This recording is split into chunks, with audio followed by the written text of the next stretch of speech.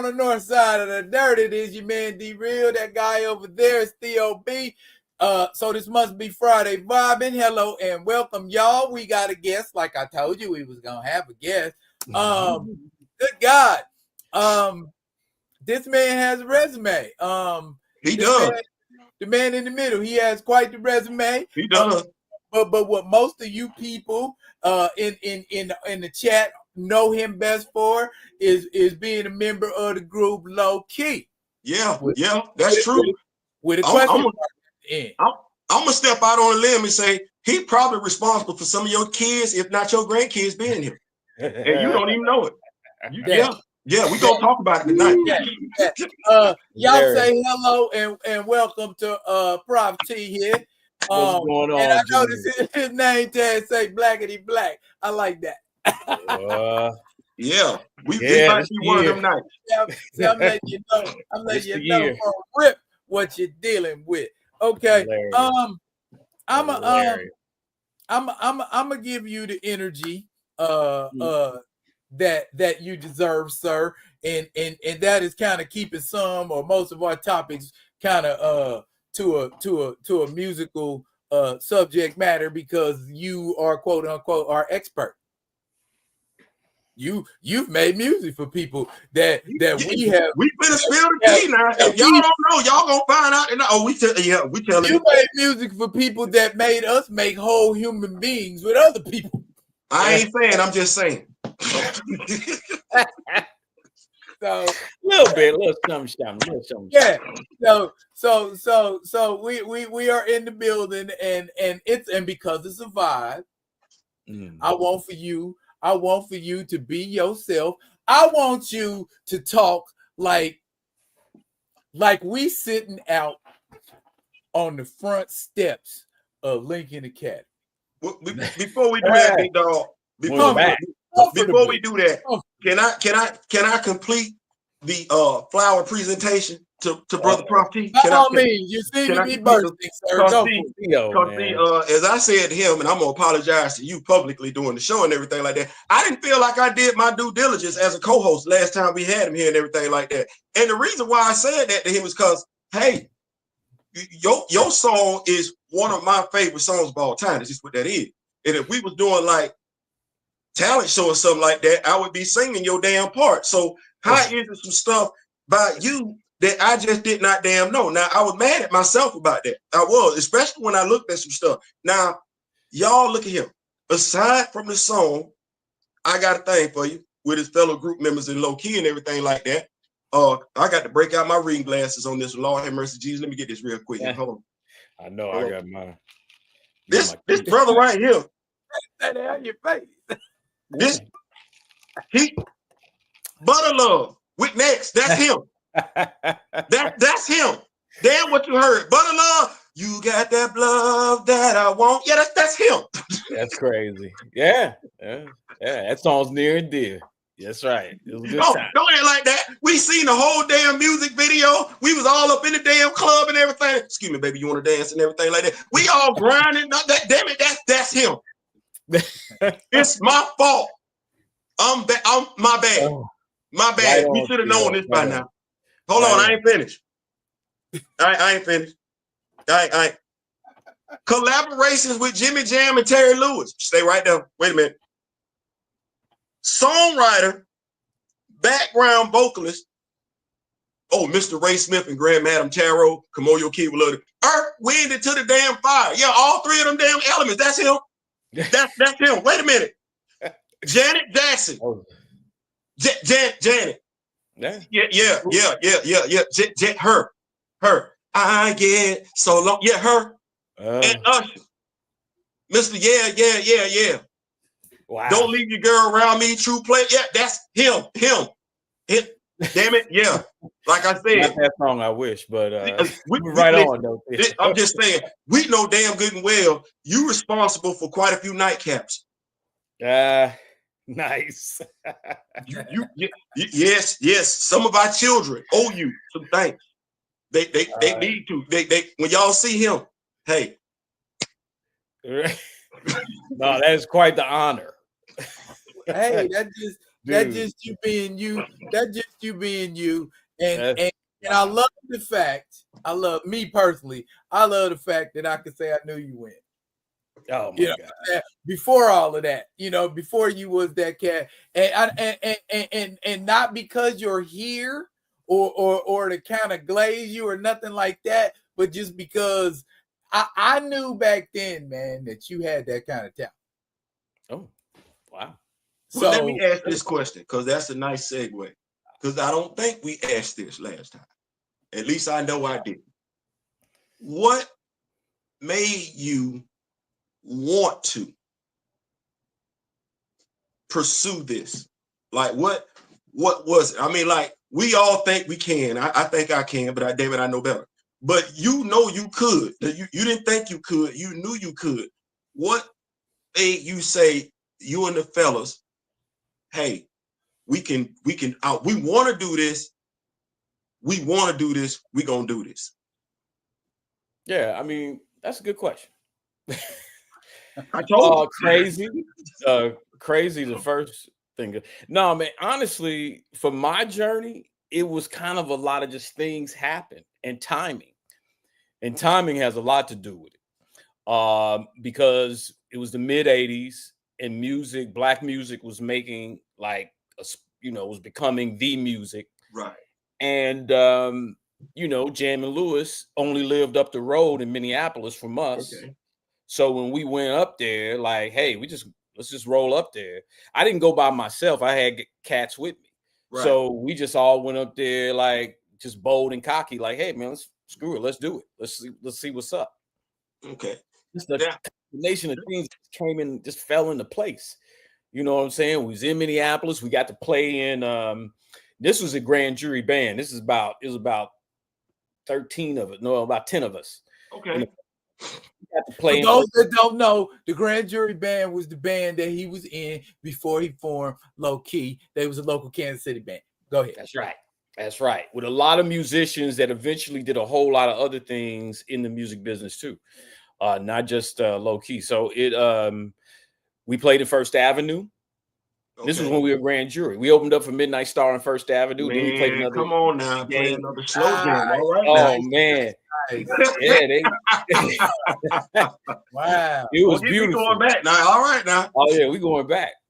Yeah, this had to be like 1987. So yeah, man. I mean, it just so happens Jam and Lewis started blowing up, and then when Janet popped, it was over. So they built this new facility and started looking for cats who had records. And it just so happens that the year before, we went to this music conference, and my man Lance, who was my partner at the time, he asked Jimmy Jam, like, how can I get on? Because I want one of them jackets, them flight time jackets. And everybody's like, right. And we just sent a demo, man. We had just started writing. He and I got together and started writing. Because I had that on me. Really, it boils down to that thing. I had this writing thing. I wanted to write. That's where it really started. Being an artist kind of came as a result of being in the marching band and, and the cats I was with. And, I could hold a note. I'm not a singer.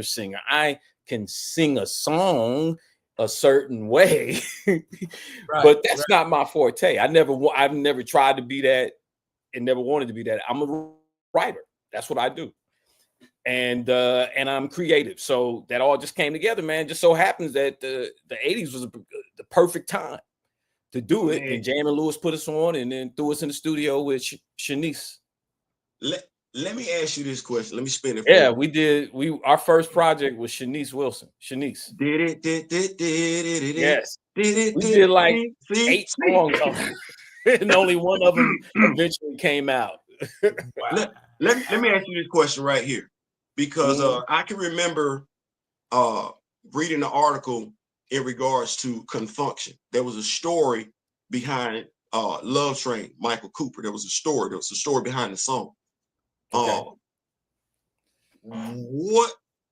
What gave y'all the idea, the inspiration for I Got a Thing for You? Oh, well, I mean, well, first of all, Grand Jury was a carbon copy of Cameo. Ow. Yeah, we did everything. Like Cameo would release an album and we go learn it and then perform it. You know, Okay. I mean, and people be like, that y'all record? Nah, that's Cameo. He's like, yo, you know, but it started there with that funk because that's where we Midwest, all the funk comes from the Midwest. We came up in, you know, late 70s, 80s, funk was popping. We were playing in those bands, and that was just kind of the thing to do. But he wasn't, it was kind of like just the ode to that style because Sugarfoot did it, Maurice White did it, even Lionel Richie did it. Girl, you make my jagged edges smooth. That thing was just, you know, so we were more so just interested in doing a throwback in the 90s. We were like, let's do a throwback to the 70s. It worked. In the 90s. It worked. That worked. Yes, that record worked. It just was the perfect storm. Okay. So, yeah, man, good times. Good Yeah, times. like I said, quite a few children around here. Hey, man. You some. I'm happy that song's a classic, man. It really, like, you couldn't ask for more. That record is a 90s soul classic. I don't have to do nothing else. You know, it's crazy you say that. I'm here in Florida, and I've been to barbershops. You know, you go in the barbershop, sometimes you got the movie on bootleg playing, sometimes you got music playing and everything like that. It is weird. It is weird considering who I am, what time we grew up in, to have somebody cutting your hair, and you know damn good well they ain't as old as you. Mm-hmm. And they either got the song playing via video or they got the music video on and they groove into it. You be like, the hell do you know about this damn song? The hell, you too damn young to go. My mom and daddy play that song at the house. Yeah. All right, okay, all right. That's what that is. So that song is timeless in and of itself. Are you still writing? Are you still writing? Yeah, occasionally, yeah. I do some things. It's funny, I've been working on some Southern Soul records. Okay. Which is this, you know, I don't know how familiar y'all are with Theo. From Georgia, you might have a little, yes. There you go. And I know a lot of people be like, really? And it was something that I wasn't really I never thought I would get interested in. But then one of the leaders of Grand Jury, this cat, Tyrone Hooker Taylor, is actually the son of Johnny Taylor. So we were like, and he'd been out doing it and staying at it. I was like, man, you know what? Let me mess around with this. Let me see what we can do with this. So it's a subgenre, and it is culture of the people, man. It's genuine. They raw. They raw. But it's the thing that's missing in the music today. I've been trying to find something that makes me feel something. You see, this me turning into my comedic side right now. You're right, it's gonna make you feel something. You had no idea what I had to go through when I was a kid listening to that type of music 24/7. Oh boy. I don't want to hear no more. I don't want to see no more Blackfoot, no more hair on to the no more I'm your Clarence Liquor, no more Clarence Carter. I'm like, oh my God. What you think about King George? What you think about King George? You like that dude, don't you? I feel old. But everybody likes it. Now, because you know what they're doing? Like, I don't know if you've been down here. So, well, you know, we call it the bus stop or the electric slide. Line dances. I mean, think about that's what on the ground is a Southern Soul record. Yeah, instantly. I'm telling you, I dialed in years ago, about 4 years ago. I started noticing something in that music. I'm like, first of all, it's kind of simple. It's just 2 chords in the truth, as they say, but 3 chords in the truth. But there's something that's speaking to people that are feeling like they left out, and those people know how to party and dance, and they'll participate in this whole thing. And I'm like, you know what? I've Let me see seen what it. they doing over there. I've seen it where the mainstream dancing to what we dancing to, like a next song. You know what I'm saying? We could be doing something like that, and them folks be sitting down. Them folks that you talking about be sitting down. They ain't got on the dance floor all damn night long. And some of them grandmamas. Soon as them songs come on, you got to clear the damn dance floor because they get ready to form that whole formation. I've seen it. Either fall in line or get the hell off the floor. That's right. I've seen it, man. It's kind of beautiful because it's a purity in it that's missing in every picnic and barbecue. Thank you. It's always some line dancing. If it ain't nothing but the electric slide, but you get like 5, 6 different slides at one barbecue. It seems like that matters they got more. more sophisticated and complicated. I believe you be in spraying something doing them dances the way they be doing them now. Like, they be like, 2 times. Like, whoa. Have you done the boots on the ground? Man, listen. I just learned it with my wife, man. It's hard. I tapped out at a certain point. I tapped out at a certain point. I said to myself, you know what? Because you got to go through the embarrassing phase first. You either got to have somebody come to your house and teach you, or you got to go out there and try and keep up with everybody. And you know what? My pride ain't, my ego just wasn't gonna let me do all that. It wasn't. Okay. Now you have given me my first segue. Now we talk about young and old and what today's music does and doesn't have. That being said, what we think about her? That there is Doechii. Now that's one of the what we might refer to one of the newfangled performers. But like I was telling Theo before you had got in backstage, she's what I like to call their Empress of the Hour. This is the one that she's got all the hits, and you know she can't do no wrong, and she's on that blaze right now, and she can't fail, and so it's like, and you collaborating, and so is she a drop in the bucket, or is she gonna be around for a while? From what you've seen as a musician, are you asking me first? I thought Theo was. No, you the guest. You the guest. Ain't that right, Theo? He the guest. That's right. He the guest. He the guest. Yeah. Okay. You can't do me like that. So you go ahead and weigh in, sir. Well, I might surprise you because I'm glad that you sent me ahead of time what we're gonna be discussing, because I kind of had a different opinion of her when you sent that than where I am right now. Because in 20 minutes I became a fan. I'm gonna tell you why. Okay. Well,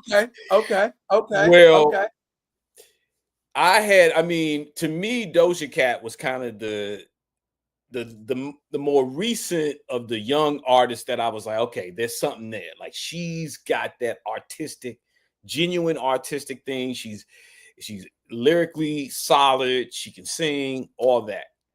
And hey, man, this one can too. She's legitimately got it. Now, the thing I didn't know is how quickly this thing came to be. I thought I had heard about her for years and years, but apparently she's like only within the past 5 years. Like, this is literally, this just happened.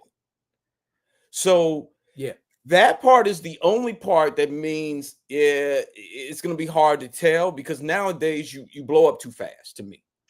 You don't get time to marinate and to really become that artist that may have some losses and whatever, just kind of go through it. And actually, most of the records we grew up on, everybody had 5, 6 records before they had that big record. Right. So right. The fact that it's so quick, but at the same time, we live in a short attention span society. So maybe it just fits in this whole thing. But realistically, she is talented. She got lyrics. She really can sing. And the records that I've listened to just in like within the past hour or so, I was like, hold up, I slept. I thought she was just on them pop things, but no, she's actually Hey, Tony, have you she got bars. have you listened to Denial is a River? Yes. Them some bars, ain't they? Them some bars. I'm gonna have to listen to it because I'm like bars. I was like, huh.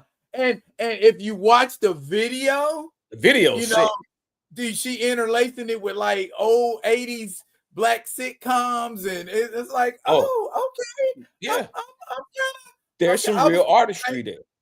Yeah, something's happening. And it ain't like what her peers are doing. Yeah, thank you. It's not Glorilla. You know what I'm saying? Yeah, it's not Megan. Can we look, appreciate you see what she got on this black girl, and she is bliggity black, and I love it. Can we appreciate it? I know we get so skeptical in what is it? I'm gonna sidestep for a second and then come right back to her. Okay. I think that's a perception thing. I think that's a narrative that's being pushed that dark-skinned women aren't attractive. I don't. Oh yeah, it's always been. I don't. You know what I'm saying? Like when I say it's a narrative being pushed, I mean like that we as black men find dark-skinned sisters unattractive. Like, no, that's not true. Like that. What's the first line of that song I wrote that you love so much, sir? What was that now? What's the first two lines of that song that I wrote that you love so much, sir? Man, what's the first? Lovely. no one above it. Ooh, girl, you really got it going on. That wasn't intentional, bro. That was absolutely intentional. To start that song off with dark and lovely. Yeah, so no one above it. So, and mind you, I get what our issues have been. Yeah. So when I come back to her, right? Yeah. And now Daryl put me up on it. I've heard about it, but haven't really gotten into today's current form of music. When I look at it, I do it like this, and I'm gonna go check her out. I don't want to judge the artist by currently. I want the story to be over with first. I think that's fair. It's no different to me than with folks talk about LeBron James, Michael Jordan, Patrick Mahomes, and Tom Brady. Can we get some time in first? Let me get that. So to your point, Prof, when you talk about, we used to get records dropped in. So I knew I felt a certain type of way when what's her name? She did the Pink album and everything like that, Nicki Minaj, because she rapped and she sung. Kind of reminded me of Missy. I was like, okay, but we didn't get the lifespan. You know what I'm saying? Like she got distracted. I'm gonna say that she allowed distractions to take off of Square, so we didn't get that career, that length, that music, that album run. Right. Then we look at Megan is the next one to come after her. But we really ain't hearing that much about Megan lately. And then you got Glorilla, but do you really have Glorilla? So when I'm looking at artists today, and it might be unfair, she's gonna get judged by the Missy Elliott standard to me, especially with folks saying she can sing and rap. Okay, well, it's Missy Elliott. That's who I got for you, Missy Elliott. And I want to see the continued growth of her as an artist. Like, I don't be wanting them to just don't give me this and become stagnant. No, keep doing what you do. Yeah, what you do. So I agree. Yeah, and Doja Cat is very similar. Same thing. She can sing. She can actually rap for real, and but they're rappers without the. They're not well. I don't know. Doja shows quite a bit, but it's more artistic. Right. No, I'm with you. I'm picking up what you're putting down. She's not Nicki. You know what I'm saying? Right. She's not Nicki, or although I give Lotto some props. It's racy. Lotto is fine and can really rap. She got bars. Mama Bear Doll said hello, boys. But I agree. I think Doechii, I think there's something there. I mean, she's with TDE, which obviously can't miss. Right. You got SZA and Kendrick. And SZA, the record Doechii and SZA has, that's dope. You should check that out. That shit is sick. So, did you see her in that movie with Keke Palmer? Somebody said I could have went to the theater, put my $10 on the counter, and went home. It would be the same thing. It's almost kind of like it's kind of like a female version of Friday. It ain't even close. It ain't even close.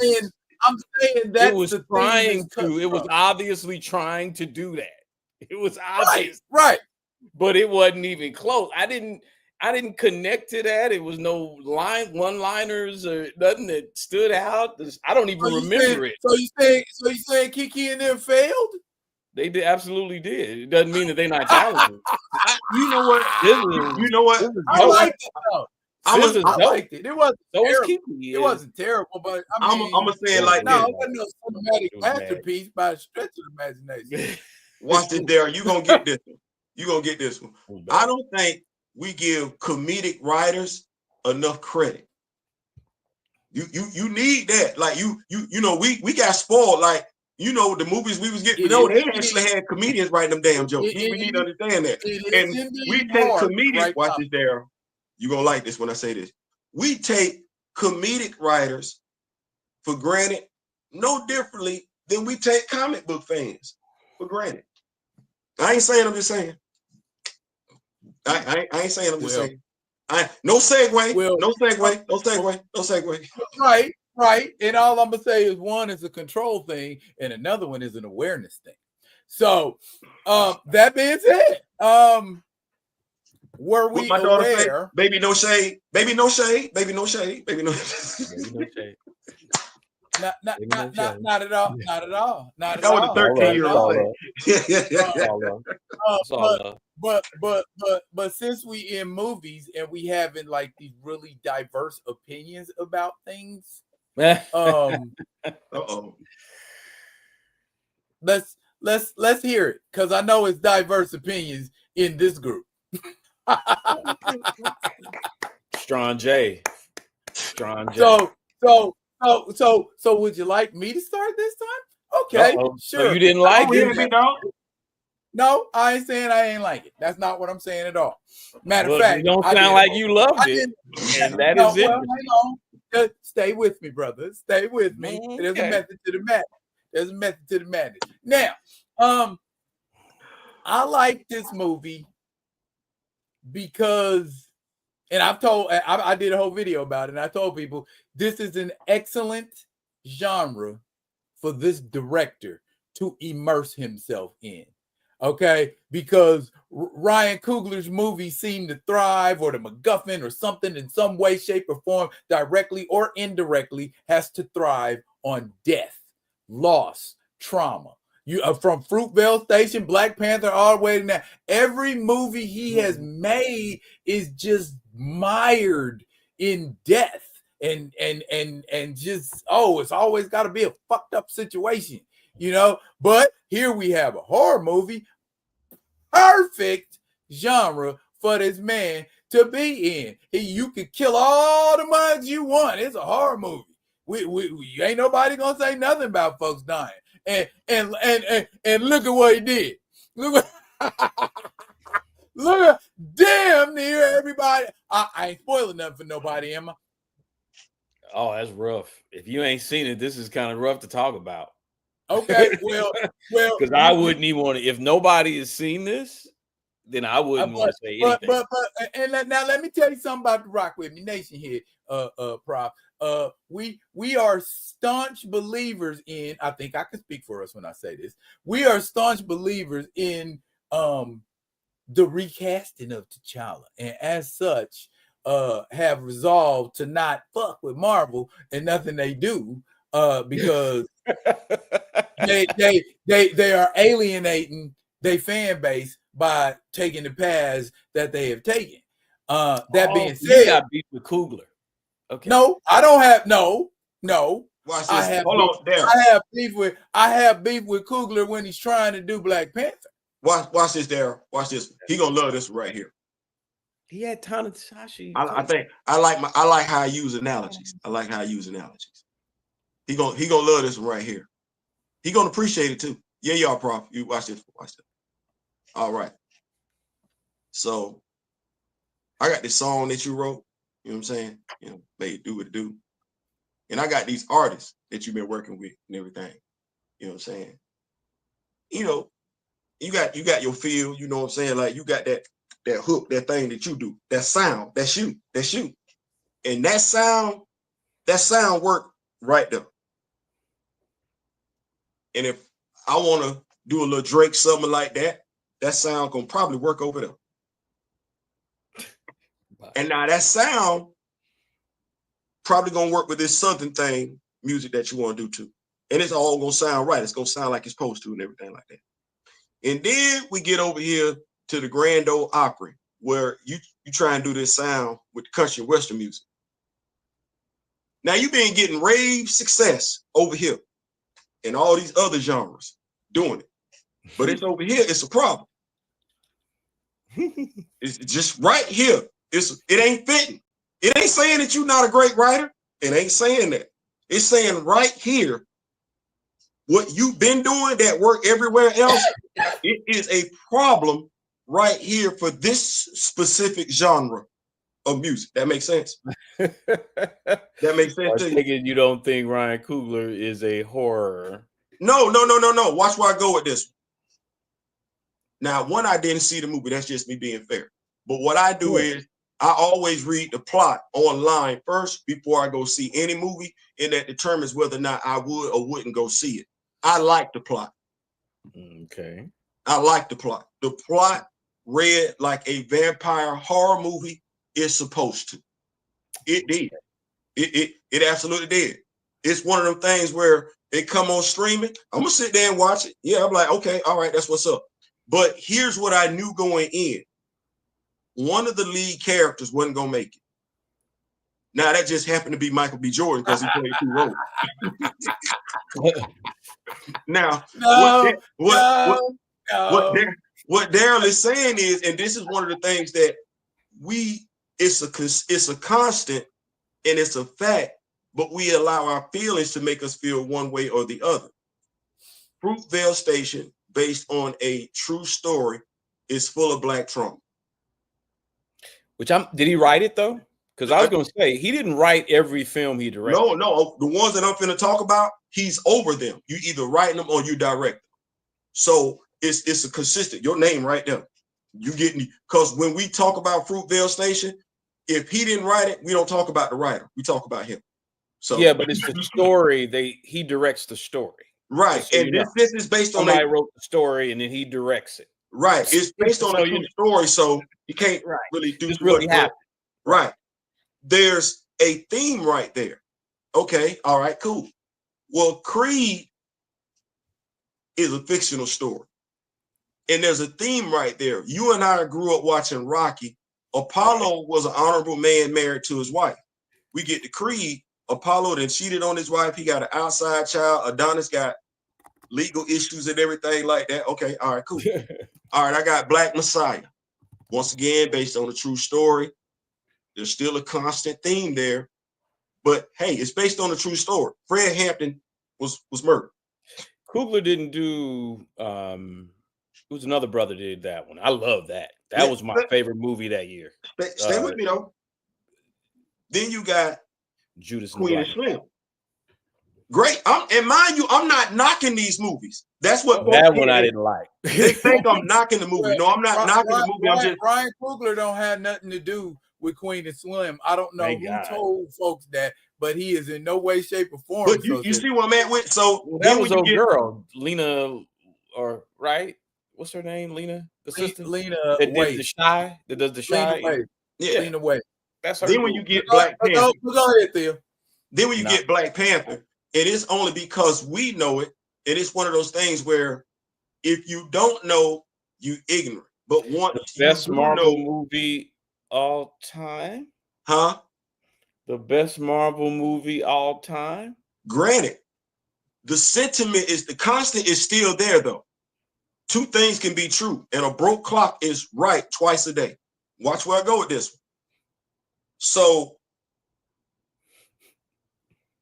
I don't want to mess up somebody's lyrics. Mm-hmm. When I'm singing, what I've been told is, hey, finish the word off, get the lyric right, breathe, and everything like that. Well, if that's what that is, get that right, then you don't know about Scion, so you're fine with, and it's just because you don't know. You didn't see anything wrong with T'Chaka deleting his younger brother. But what if I tell you that's not the story? And if that's not the story, then what are we doing it for? Dramatic effect? What if I tell you typically T'Chaka's younger brother is named Scion, not N'Jobu? They created Jobu out of thin air. And when I hear N'Jobu, you're gonna laugh when I say this. I think of Major League, the movie. Yeah. That's what I'm thinking it's the Dominican inside player, right? Yeah, I'm thinking it's the inside joke. But why did we do that? Now, yes, you saw Black Panther, but this is what you saw. Didn't Ta-Nehisi Coates have some involvement in Black Panther, the first one? He wrote the comic book. Yeah, but I'm saying, but didn't Coogler a lot of his inspiration was incorporated into what overall became the movie. But when we say Ta-Nehisi y'all got beef with this, I love it. Watch this now.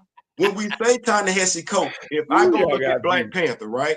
Mm-hmm. The first movie. Well, I can tell you by looking at the first movie, he really ain't draw no reference from Ta-Nehisi Coates. He kind of flew off the seat of his tail by that one. And you can be like, well, what you mean? Well, Ta-Nehisi Coates didn't create Eric Killmonger. That came way before him. Right. You ain't even got T'Challa's, and I don't think, did we talk about this? You didn't get T'Challa's origin story, and I don't know which origin story you would prefer. You tell me Batman's origin story. Well, yeah, that's been played with. But I'm saying, tell it to me a little bit. What you got? What? His origin story. Batman's? Yeah. What you got? His origin story. Well, I mean, of course, his parents were killed in front of him. Stay right there. Parents were killed in front of him. What's T'Challa's origin story? Oh, I don't know.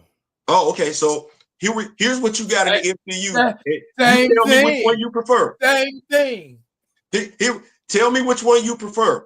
In the MCU, as a black man, you got his dad being deleted because he was in the wrong place at the wrong time. That's what you saw. Zemo ain't mean to do it to him. That's what you saw, right? Mm-hmm. In the comic books, Claw pulled up, not Zemo. They ain't got nothing to do with this.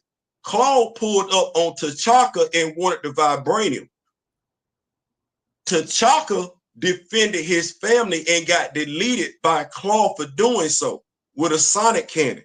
T'Challa picked up said sonic cannon and fired off on Claw, which is why Claw is missing his right arm, not to be confused with his left arm that was deleted by Ultron. Bars.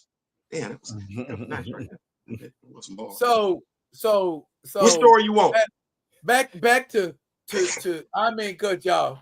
But what I was saying originally is no, my beef is not now here. Perfect. Now, who's your favorite director? All time. Who's your favorite director? All time, anytime.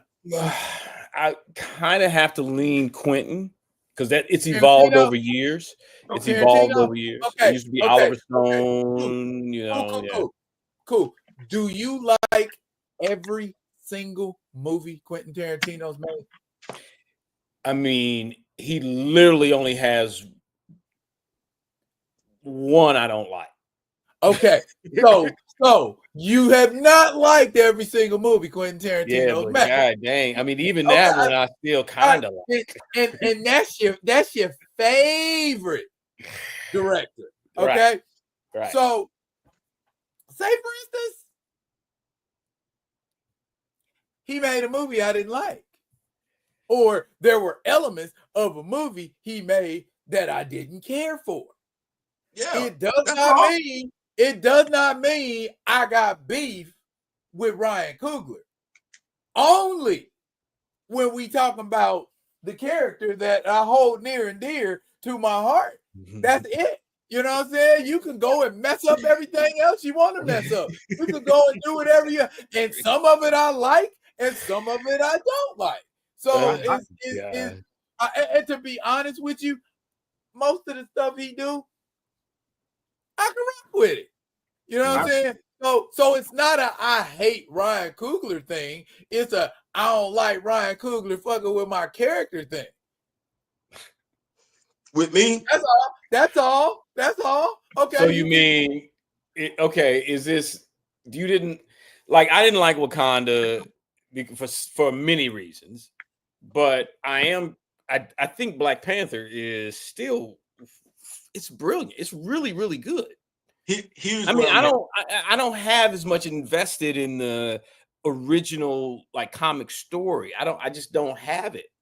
So to me, what that was really well done, and I can roll with. Now, the Killmonger thing did kind of throw me, but I understood in a different sense why it was more important for this Black Panther Marvel movie to have a black antagonist. Matter of fact, they had two black antagonists, or what would you say? What's the term when you have a nemesis? Protagonist. So I kind of went with that because I understood it in the larger picture. Because you're trying to reach a broader audience, and we live in a world where the racial thing is always prevalent, and I can see how having that kind of helped with the movie. But I thought Michael B. Jordan was great as Killmonger. Yes, it's not like the comic Killmonger, dang near in any way. It is certainly liberties, but then again, the Marvel universe is sort of leaned in having alternative universes, to allow those stories to be different and be told in different ways. So I don't have to have it directly tied to the original source material. Like that's not as important to me as if the story is really well told, it's effective, it's entertaining.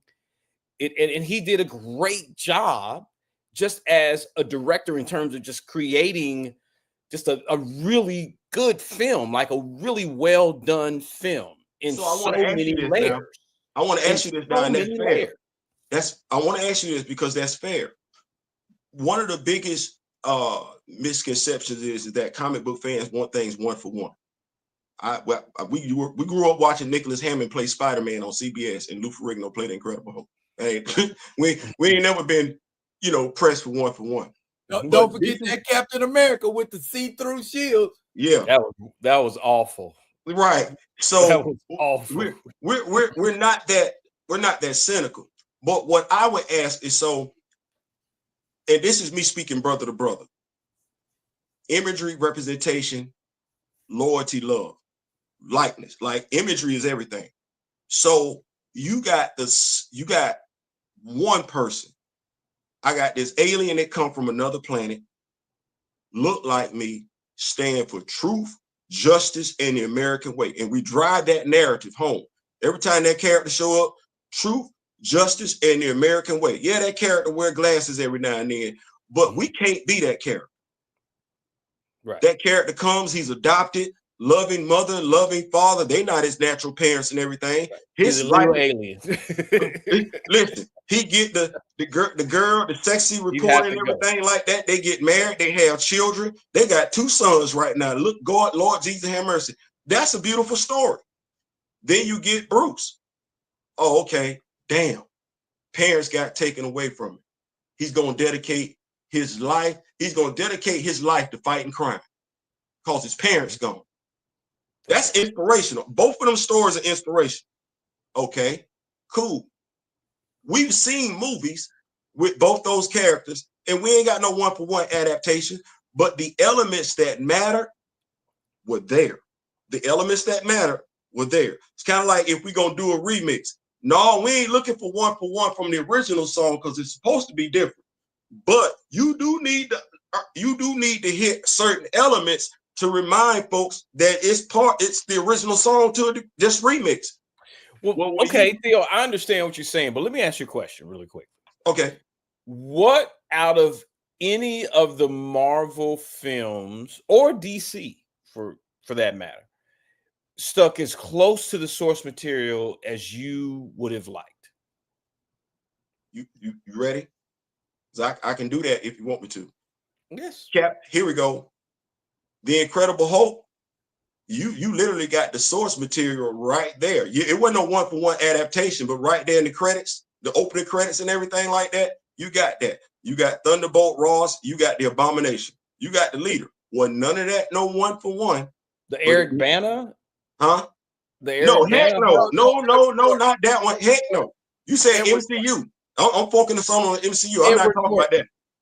No, I'm talking about the one with Edward Norton. The Ed Norton, the second one. Okay. The Ed Norton. Then you get Iron Man. Well, Iron Man, while it went one-for-one, that was Tony Stark origin story. Yeah, we effed up with the Mandarin and everything like that, the whole 3 rings. We effed around with that, but that was Tony's origin story. Yeah. I actually like that Iron Man. That's the only Iron Man solo movie I liked. And I know why. They respected the source material. I don't know what that was in Iron Man 2. That was trash. And 3. Well, what they endeavored to do, from what I could see, what they even in the Avengers. Hold on, D, because he asked me. Even in the Avengers, that wasn't Ant-Man and the Wasp as the first 5, but they did come together because of Loki. Now Cap showing up and everything like that. Okay, well, he's an honorary charter member of the Avengers, so I'll let that slide and everything. But it was close enough. It was close enough. Even when you look at Thor's origin story, they gave you Dr. Donald Blake sitting right there, his other aliens. And I was like, okay, that's cute. There were elements. And so me as a comic book fan, I'm not looking for you to do one-to-one adaptations. I'm not that person. Okay. But okay. I am expecting you to hit certain elements. When you mention Eric Killmonger, in all the movies that I mentioned, you saw the hero save the day. You can't not deny that. Mm-hmm. If Tony don't take down Obadiah finna act the whole damn donkey. If Cap don't take down that jet, we got a whole problem going on. If Thor don't get with Loki, we got a whole problem going on. When you watched Black Panther, who saved the day? Who saved the day? Well, he died and he had to come back to life, right? No, in the span of the movie. Overall, at the end, who ended up saving the day? Who saved the day? This ain't got nothing to do with my feelings. It's me looking straight at it in comparison to what I've looked at other movies. Who saved the day? You want me to be specific? You want me to be specific, bro? I guess I was going to say Black Panther, but obviously it wasn't him. Who stopped the merch from getting out of Wakanda into the hands of the war dogs? Who? Okay. Was it his other nemesis? What's my man's? No, the white guy. It was Everett Ross. I'm gonna help you out. It was Everett Ross. Everett Ross. Oh, it was the CIA guy. Wait, you ready? Now, this me when I'm looking at myself like, wait a minute. One, I'm feeling some type of way because the actor that played Everett Ross got more camera time than the actual leading actor in the movie. I'm feeling some type of way about that one. And actually got paid more. That's besides the point. But I'm looking at, regardless of what goes on, T'Challa and Eric are having a family squabble down in the Vibranium Mounds. Eric could have beat T'Challa. It don't matter. If that plane leaves Wakanda, all hell breaks loose. And the person that we had take the plane down, because I feel you when you say we had a black antagonist, it only makes sense. We had a black protagonist. When you look at how stuff look racially and everything like that, how that could play out. Well, Also, I had Shooty right there. We had a white savior though. Yeah, I had Shooty right there. I didn't need Eric Ross to say that to take that plane down. Why Shooty couldn't have done it? Right. You know what's so crazy is that in spite of all of what you're saying, I never not thought that Chadwick Boseman was the man. That he was? That he was the man. That it never took away from his regalness, his control, his being the winner of, if that's what matters. I mean, that is, I'm telling you, Coogler he's smart. We live in a very interesting time. Look, for me, I thought that was executed well because I didn't even see what you're saying. I didn't even think about it. Okay. And here's my other. The only thing I would say is, out of all those movies that you think stuck to the source material in a way that you would give it a thumbs up, are any of those movies better than Black Panther? I like the team movies I would say the team movies. The individual movies, I don't really like their individual movies because the individual movies don't tend to be individual movies. There's always somebody else popping up in them. It's another superhero popping up in that movie. Hawkeye popped up in Thor. I think, well, hell, John Hammond, even though he was stuck in a glass container, popped up in Captain America. When you look at Iron Man, we talking about War Machine popping up next and everything like that, the Mandarin. So I don't, Ant-Man and the Wasp, and then you got the Falcon popping up in them.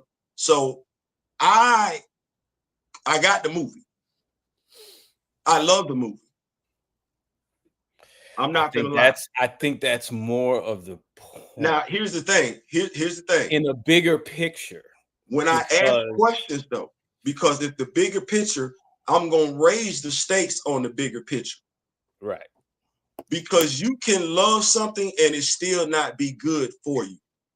I'm going to raise the stakes. You know what I'm talking about. It's still not more. Here's the thing. Here's the thing. I need to interject. And let me say, there's more moving parts than what can be readily explained. Right. Okay? There's layers. There's layers, and there's way more involved than just Ryan Coogler. You know how you it ain't a just we looking at him thing. That's it.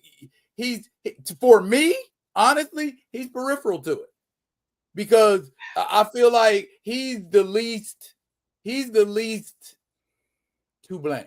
Remember what you just said about the young lady? Daryl, he made it mainstream. Oh no! You made blackness mainstream. That was such a feat in this day. Oh my God! Remember what you said about the young lady? And that's what I mean. You missed, but it matters. That matters even more. I think even if you let me do something even really crazy. If I was T'Challa, if T'Challa was a real person, he would love the fact that it resonated with so many people, in spite of the fact that it didn't stick exactly to the source material. That in this moment, so many people connected with this film, and it has the honor of being the only Marvel film nominated for an Oscar. I mean, there is something that to me that supersedes everything else. No one, unless it's just a personal. This is just your personal feelings. No one. This is how you feel about it, and this was how you. This is how I feel about it. Watch this. nobody on this panel is going to disagree with you. But this is where I look at the feelings and just take the feelings out of it. Remember what you said about the young lady who Daryl introduced you to, and you said, before I listened, I'd have came away with something different. Well, as Thanos said, I have been blessed or cursed with great knowledge. I'm sorry, it is what it is. Well, like I said, you can love something and it not be good for you. Well, what you got, which resonated with your spirit, which is fine. You got a brother killing his younger brother for no reason, but you never saw Cap take out Bucky in similar circumstances. T'Chaka's supposed to have cat-like reflexes. And you sitting up there, you just gonna swallow it. His brother pulls out a gun, and instead of knocking the gun out of his brother's hand, saying, come on then, Jobu. Come on, man. Come on, come on. No, right there. You got that. And no, you're not gonna question it. And the reason why you're not going to question it is because you don't know any better. But when you know better, what they say, you expect it to do better.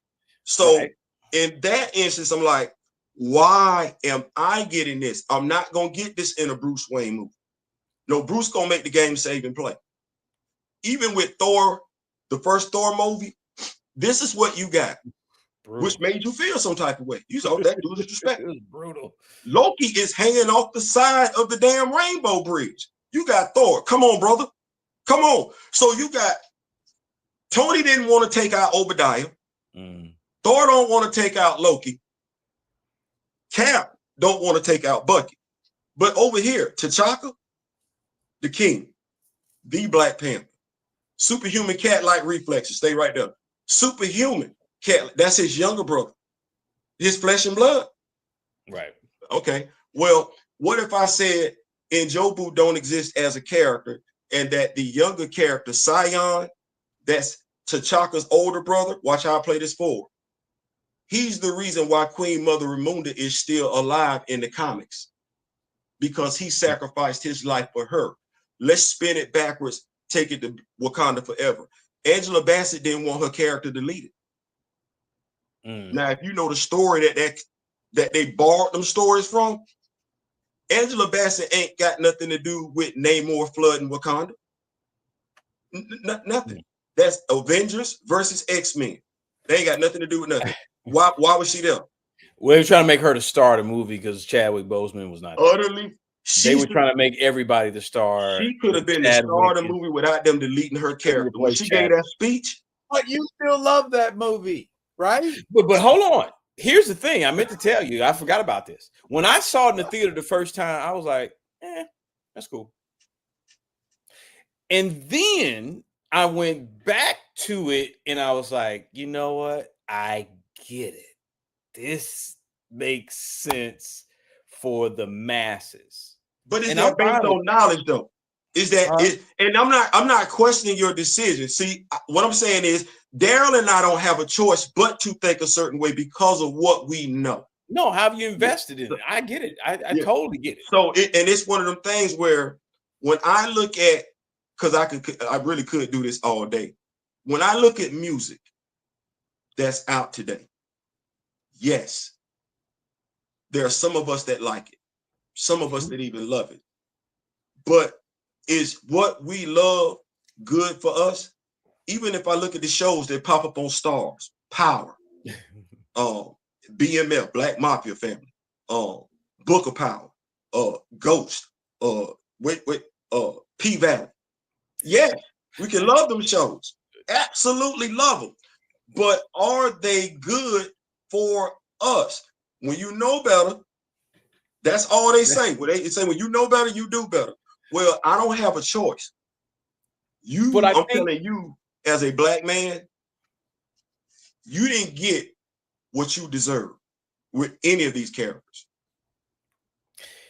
Whether we're talking with Black Panther or not, you ain't got James Rhodes still paralyzed. He's been paralyzed since 2016.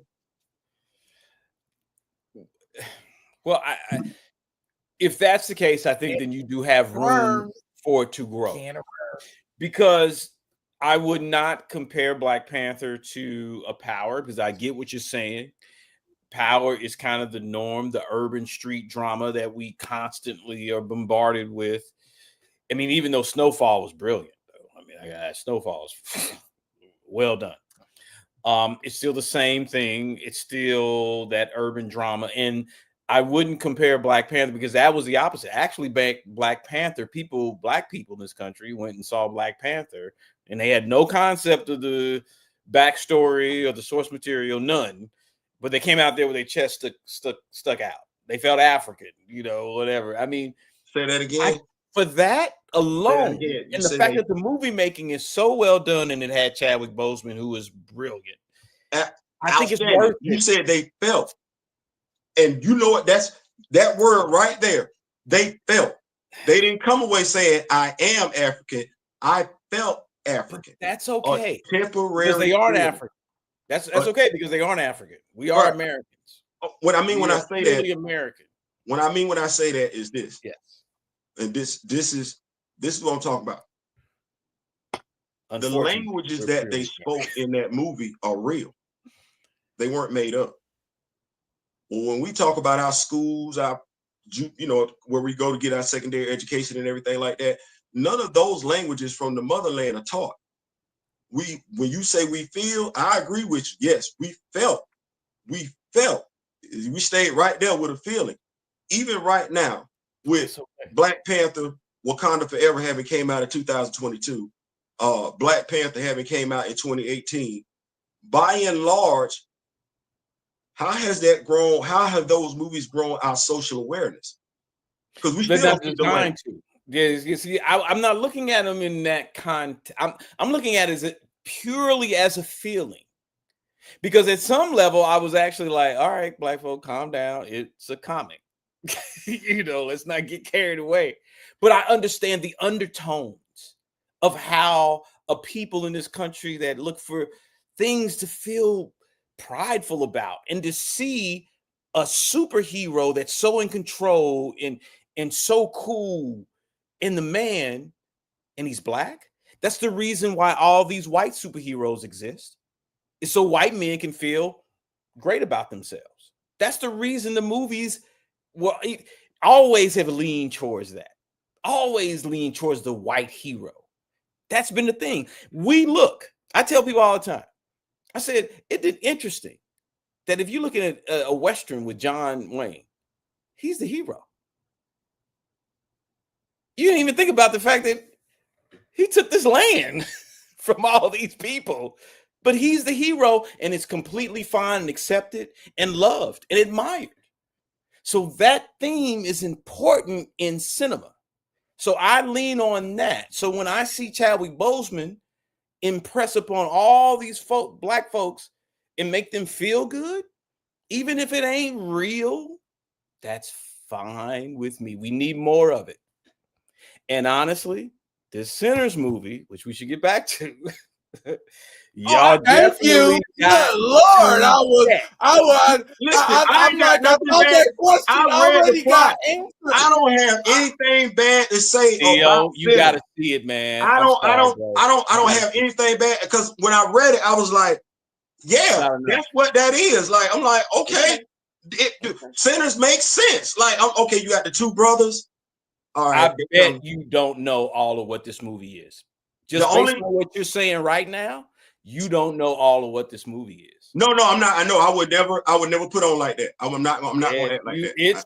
It's layered. It's layered. It's not. It almost ain't really a horror film. Like, that's just an element of it to make a point. Right. No, I read it. No, but I'm saying I don't disagree with you. Like, I'm not giving you no pushback. None. Thank you. I'm not. Thank you, sir. I'm not. I'm gonna make time to go see it. I am. Me and the missions and everything like that. But no, I'm not disagreeing with you. I'm not pushing back on you. I ain't got nothing bad to say about the movie. I don't. I'm telling you, I don't. Nothing. I don't. I believe everything you saying. I do. I do. That's me being honest. I do. I ain't got nothing. I ain't got nothing.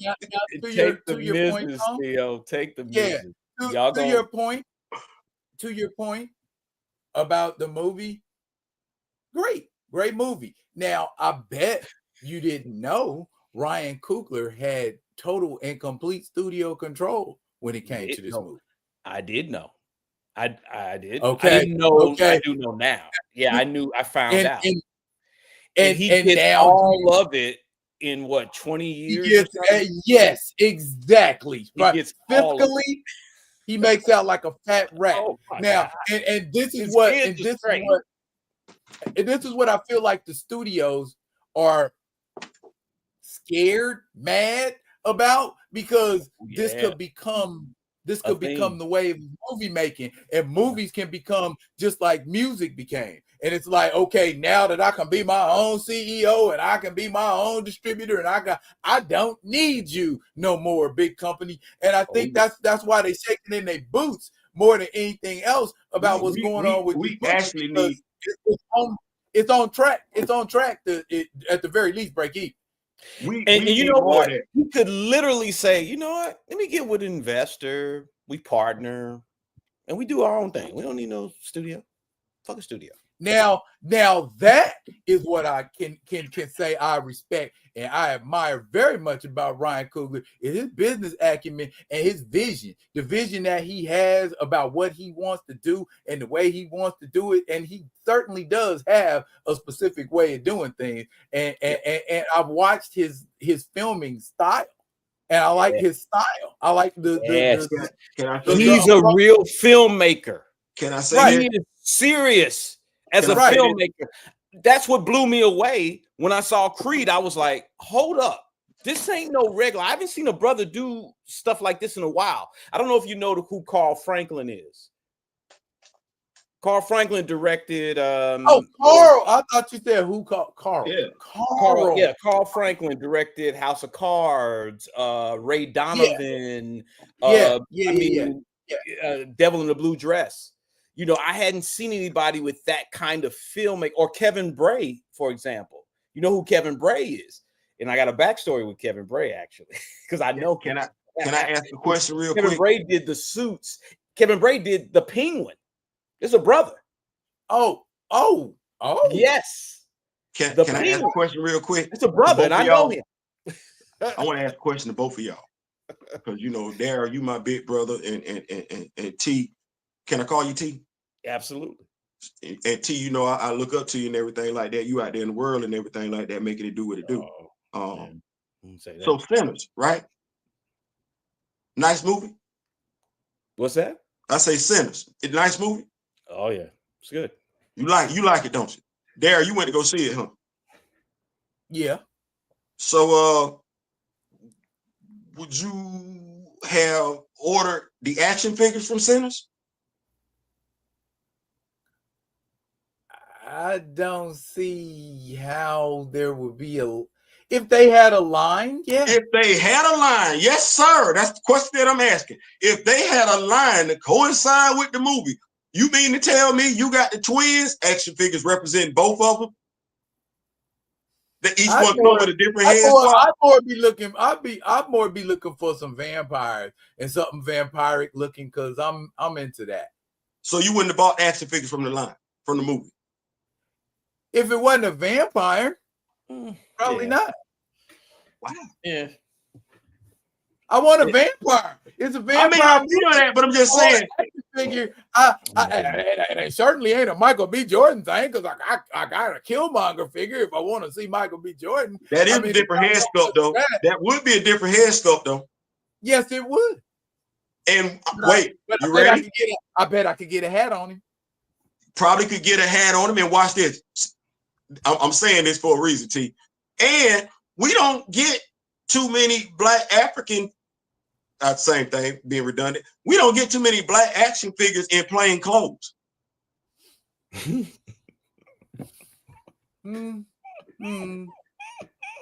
ain't saying, I'm just saying. Like, when I looked at this, I said, oh, you see, he got a part in his haircut and everything like that. We don't get no action figures like that. So you got him with a tank top on, gun strap, and then you got him with his suit on and everything. One got red, one got blue. Oh, this would have been a nice little line. Hell, we could have I could have threw you a vampire up in there if that's what we would have had to do to get you to buy it. But you don't think we could have sold them action figures? Maybe. Yeah, if the timing, just like Prof say, the timing would have needed to have been there. But this is not. This is the kind of movie that you leave and then you talk about. Yeah. Like, what did that? What is this? What is that? What is that? It's not really one of those things where you would market in a, in such a commercial way. This is an experience. This gets back to filmmaking in a way that somebody had a different idea. Somebody thought of something different. That's why it's getting the love it's getting. I mean, even the music functions as a character. It's not and don't get me wrong, I did walk out thinking there was elements that were wonky, but that was just the filmmaker in me that loves a perfect film. And if I could pick something apart, but then I had to give him grace because it's such a creative concept with really good performances, because you got Delroy Lindo. Delroy Lindo was great. If you ask me, great. that was probably best performance in the film. Yeah, Delroy really sells this movie even more. Even the brother, I can't think of his name. It's something. The tall one. He played. He's been a character. A brother been a character actor in a lot of films. He was the one that played Cornbread. Cornbread, right? The one that played. I know you're talking about. The big fella. He's cool. He's always cool, but there's another element that I don't want to ruin it for you, Theo. I just don't want to tell you anything. I want you to go in completely open and enjoy the ride, because that's important. Then when you see it, come and say, oh, okay, I get what it was. I get what they was. I believe it's going to be all that you're saying, But I don't want to hype it too much because you may have too many expectations. I just want you to I would say it like this. Me and Daryl share similar feelings in regards to the director.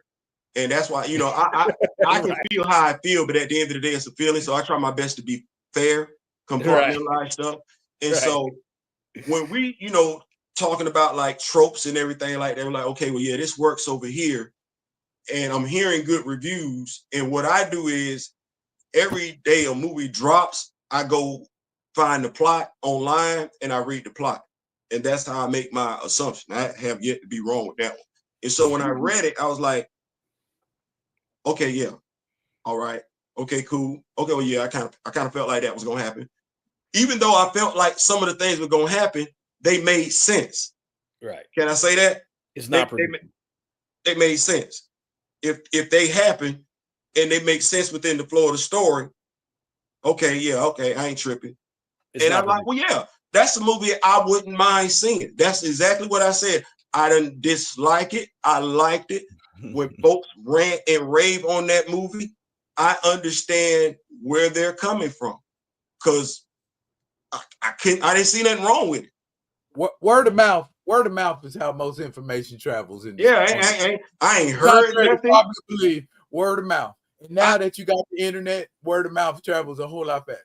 One dude, and he wasn't even criticizing it. He got slammed because he said only had one critique about the movie, and folks jumped on my ass. I'm like, you better watch what you say.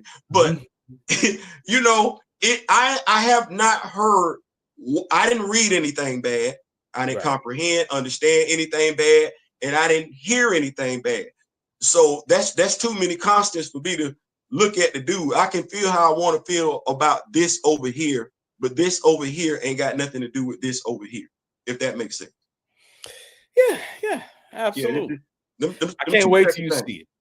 Basically, I just can't wait till you see it. I'm gonna go see it. Listen, I'm gonna take the missus and everything like that. We're gonna go check it out. Yeah, man. Go enjoy something that's cool and different. Now, before we go any further, I got two topics I want to talk about. I don't know how we gonna feel about the next two topics. Now, D, can I interrupt you real quick, because I've been holding it, if that makes sense. Is that something? Should I hold it? Should I just keep holding it? Can I ask everybody? Should I just hold it? No, man, go ahead. You the guest. Why you want hold? Is it gonna make us look bad? I mean, I don't know. I mean, it's gonna be rough. I'm gonna be thinking about that the whole time, but you know, I just wanted to know. I didn't want to interrupt the flow. No, bro, you don't never feel contained. If you, this is supposed to be a vibe, man. If you want to speak your mind, go ahead and speak your mind. Yeah. No, I gotta use. The toilet. Yeah. Go pee, man. Didn't Shaq just do that on Inside NBA? Hey, bro, we in our 50s. I understand. I've been drinking alcohol all night. Let's see. Me too, but whatever. Hey, go do what you do, man. Go handle your business. Some of us hold it a little better. That's all. Yeah. I won't drink water like that because I don't like going to the bathroom. Look at here. Boy, look at here. Look at here. Look at here. Look at here. Boy, look at here. Look at here. Look at here. Look at here. Wait. Hold on. Look at here. Look at here. I see you, big dog. I see you. Boy, look at here. Look at here. Look at here. Yes, sir. Yes, sir. We got it. We got it. We got it. It's up. I see you, big dog. Listen, I had to get mine today. Yeah. Well, I pulled up at the house. It was. Imagine my shock and delight when I saw Rom the Spec. Hey, that rhymed. Imagine my shock and delight when I can't wait to do the video on it and everything like that. I got the thing set up and everything how I want to do the video. Oh, it's gonna be real nice. Oh my goodness. And I found the perfect Nick Fury in my mind. I love it. I'm 12 again. Not 12. So I got a backstory. I got a backstory around the Space Night. Okay. Ready? So, I'm a jit. I'm young, you know. Okay, you're a rookie. Yeah, you know, we got the you know, the commercial, the ad for the toy. We got the comic book and everything like that right there. Oh, Parker Brothers at the time. Right. So, you know, I got to get that. I got to get that. So my grandfather took me to Dixon. Dixon, I forget what the name of Dixon store or something like that. You know, one of them mom pop stores. And I got my Ron the Space Night action figure. I'm feeling good. I got my neuralizer and I got my voice translator. It's Sunday morning. Vince Dooley showed and just went off. Okay. Telling all my business. Vince Dooley showed and went off and everything like that. And you know, I got Rom. I'm in the, you know, driveway, flying Rom. Yeah. Making a little noise and everything like that though. Well, I didn't run into no diagrams. I did run into a wasp nest. I did. And the wasp didn't like the sound of that action figure was making. Maybe you was tracking them. Yeah, you know, one of them took offense to it. Okay. One of them took offense to it. And I saw he took offense to it. You got a nice sting? Huh? You got a nice sting? Listen, right in the middle of my back, like Buddy was not gonna let me get up out of there. And I ain't never been hit like that before in my damn life. Hey, I got clothes on. My grandmother still got to pull the sting out my back. I'm like, damn, he was mad. Ron got his own comic book, literally. He's got his own comic book, literally. Look, I don't even know how to feel about that. Ron the Space Night. It's cool. It's standing pretty tall. It's standing about 7 inches. I mean, compared to my 7 inch. Yep. That joker's standing tall at 7 inches. So that's pretty. Look, Rom, the Space Night. Oh. I still think they whiffed on that line. I think was that like yours? how you get it wrong and you right there. Hey, I don't know, brother. But on to the topics, or do we need prep and build up and this kind of thing? What are we talking about? Well, well, one of course is a salute, sort of a remembrance kind of thing, and another one is just kind of a how did we get here sort of thing, and is there anything we can do about it? You know, because no, we're screwed. You know, it when it happens to people that you know, and have interacted with in your life, and then you hear, oh my God, what's going on with her? Is that what's going on with her? Oh my God. You know, that kind of a thing. And so for me, I again wondering how you felt about it. Okay. How so that's all. That's all. How So do I feel? I'm sorry. How do I feel about what? Okay. All right. Now you hit it. You watch and you keep up, and so you have to ask questions about what's real and what ain't. Oh wow. Okay. Man. That's real. That's fine. Why you had to pull up that picture? Why you gave that response? I didn't want to pull up. Why you gave that response? I don't want to seem like I'm being predatory because I'm not.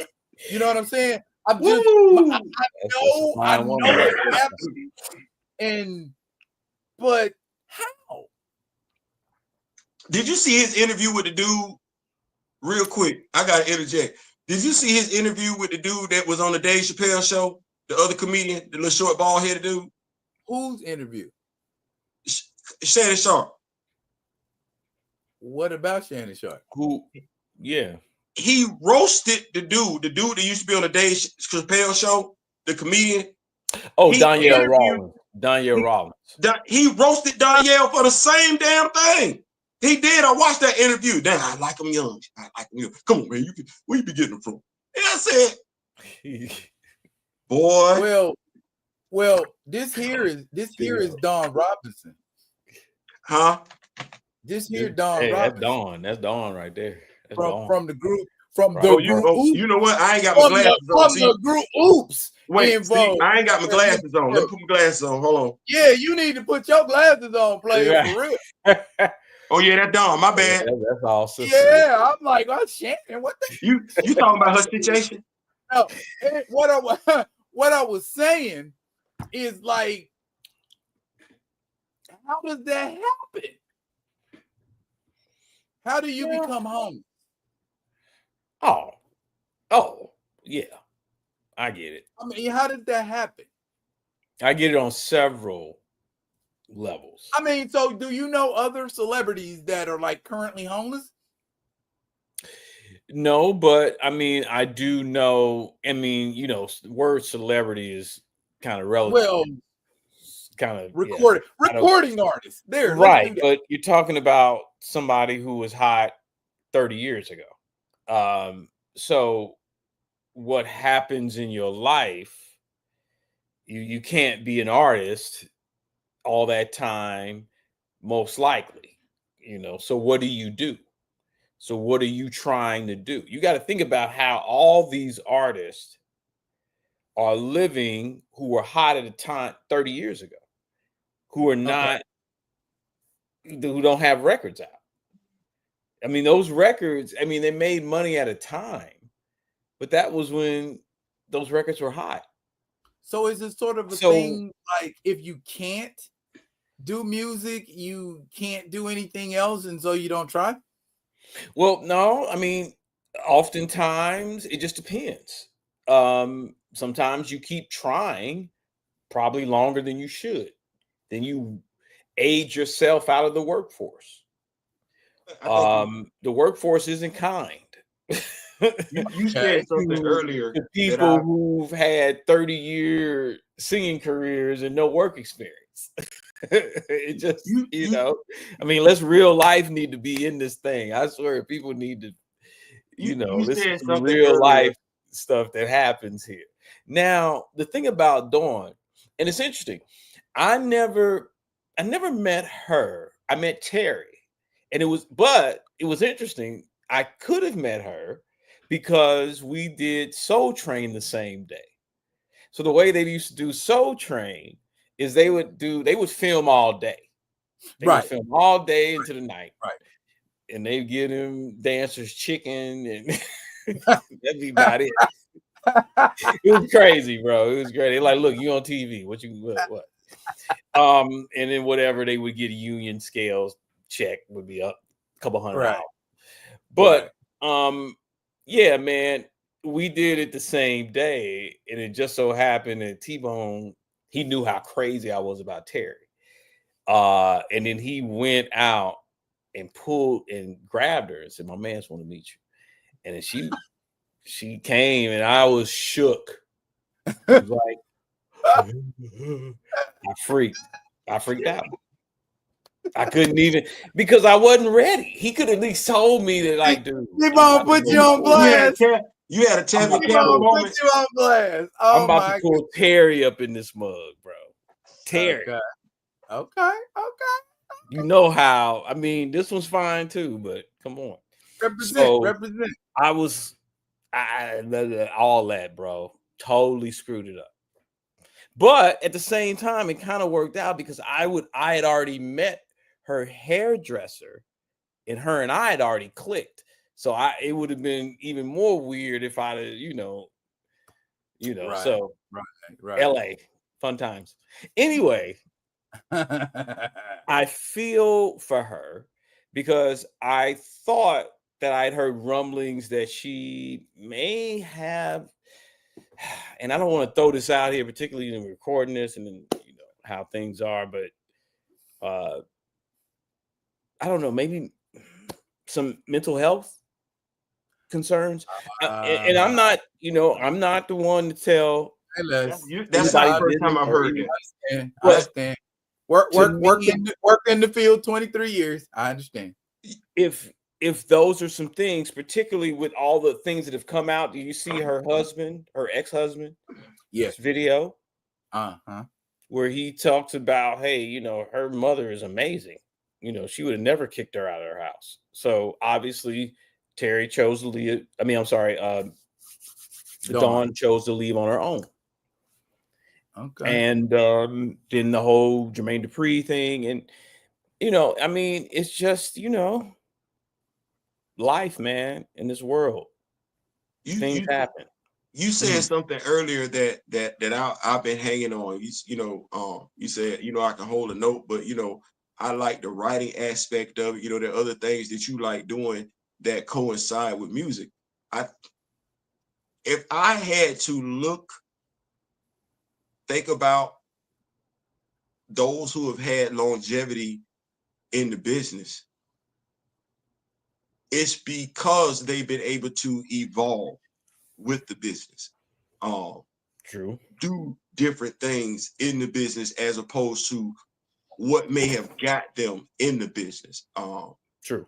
So to your point, those that are just singing, aren't just writing, doing choreography, working on acting, doing anything they can to use their current cachet to promote them down the road for future cachet. Dana Owens, Queen Latifah. Right. That's a prime example of that one right there. She maximized her. James Todd Smith is another one and everything like that. Maximized his so I think talent. To your point, there has to be more on the table other than your singing. Because that's gonna come to a point. That's gonna come to the end at some point. Music business is really for young people. Honestly, that's what it's for. That's who it's for. I mean, if you can hang around and you could be Usher, that's great. Love it. Usher. I took my wife to Usher in Vegas. It was amazing. Amazing. See what he said? He took his wife to Usher. She didn't go by herself. See, that's a smart man. That's right. That's right. Stay your tail up here.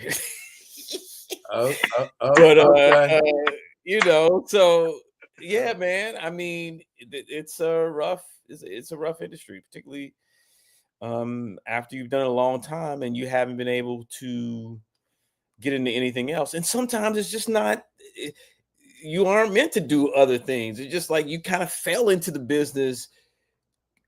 You know, it wasn't particularly the 90s, man. There was so many acts in the 90s. Yes, it was. I mean, most of us aren't doing anything remotely close to what it was back then. Like none of, I mean, really. And then the internet happened.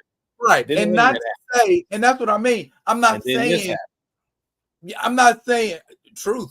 And I'm not saying she should still be on a stage somewhere, but I'm saying there wasn't no, you know what I'm saying, no kind of like writing or some other kind of area in the field. Or like my man Theo said, evolved. None of that. Yeah, I mean, it was like so mental health really sounds like I mean, there's several interviews with people that kind of lean in that, kind of go in that direction. So that's all I was saying, is that could play a part. Yeah. I think even going back to when she was in the group with one of the brothers from Tony, I was hearing rumors about, you know, mental health issues back then. So there you go. Wow. And I hate it. I mean, because I just know how rough it is. It's business, man. It's not kind in any way. There's no golden parachute. You know, you don't, you know, you dedicate all this time to get in, then you get in, you dedicate all this time to stay in, then you end up kind of leaning out of it, and you dedicate all this time trying to get back in it. For 30 years pass, and you like, well, what else do I know how to do? I've been an entertainer for 30 years. Yeah, that's and you know, and then it's brutal. Hey, I identify, bro. I understand. You're really being so kind with it. When we think about the stuff that we're hearing right now in regards to artists in the music industry and what may or may not have been transpiring behind closed doors and everything like that. Mm-hmm. Y'all, there were a lot of pitfalls for artists along the way. It's the only career you go into in the hole. From the gate, you in the hole. Because the minute the label says, all right, cool, we sign you, we're giving you some money up front, and then we're giving you all this money to pay for everything. Your studio time, your travel, your photography, your music videos. Yeah, all those things are getting paid for. That bill adds up. So if your records don't sell, or if they do, you got to keep doing that. And that wasn't the time in which people were just, signing $100 million deals. No, it wasn't no such thing as no $100 million. Prince got the first $100 million deal. And while we're talking about Prince with that, as much as I loved him, and I do, and he is my GOAT, he signed a $100 million deal. So the fact that he wrote Slave on his face, it's kind of one of those things where, as much as I love you, Prince, you wrote Slave on your face, but you signed a $100 million deal. What do you think they was going to do? Just give you $100 million? You got attorneys. What'd they tell you? You can't sign that and then be like, oh, they treat me like a slave. And I love Prince. So, and the reason I always say that is because after that, he just started filling his quota in terms of his album quota. He didn't give us his best product. And he did that. He did that to screw the label, but it ultimately, who did it screw? Us. And I love Prince. He is my GOAT. That's why I can criticize him. But I love him. And that's the perfect dude. And that's the perfect segue, Prof. That's the perfect segue. April 21st, which also happens to be that man's birthday, is the anniversary of Prince's passing. Oh, wow. That's right. You did say that. Happy belated, Theo. Yeah. So that's one of my favorites. That's one of my favorite pictures, Prince. I like that. Yeah, that cobalt blue. Man, that's what it's called. That's what it's called. That dude. You see how we finna do I this? love. No. You see how we finna do this? Happy birthday, Theo. That's what we finna do. And now we finna talk about Prince. That's you see why? You see why? I'm this sorry. why? Why we ain't talking about him on his birthday? He had a whole ass birthday. And just like Prince took all your time. Lawyer, he knew ahead of time. He knew ahead of time what the conversation was gonna be. Took all your shine, bro. I know. Just stole all your shine. So he had a way of coming in the room and doing that, didn't he? Man. Prince. Go ahead, man. Go Prince. Okay. All right. We had the pleasure of recording a lot of our second album at Paisley Park because the time was working on the Jerk Out album at Flight Time. I remember. So we had to go to, because we were trying to get our album done, we had to go to Paisley to finish it. Actually, that was the first album, I think. I don't know, anyway. But we had to go to Paisley and do it. So the crazy thing is, he would rehearse in Paisley. And he would come to the studio and say, hey, y'all want to, well, he wouldn't. Right. But his mans would come and say, hey, man, Prince rehearsing. Y'all want to come check him out? Because Prince always loved the audience. Huh. And I got to see rehearsals.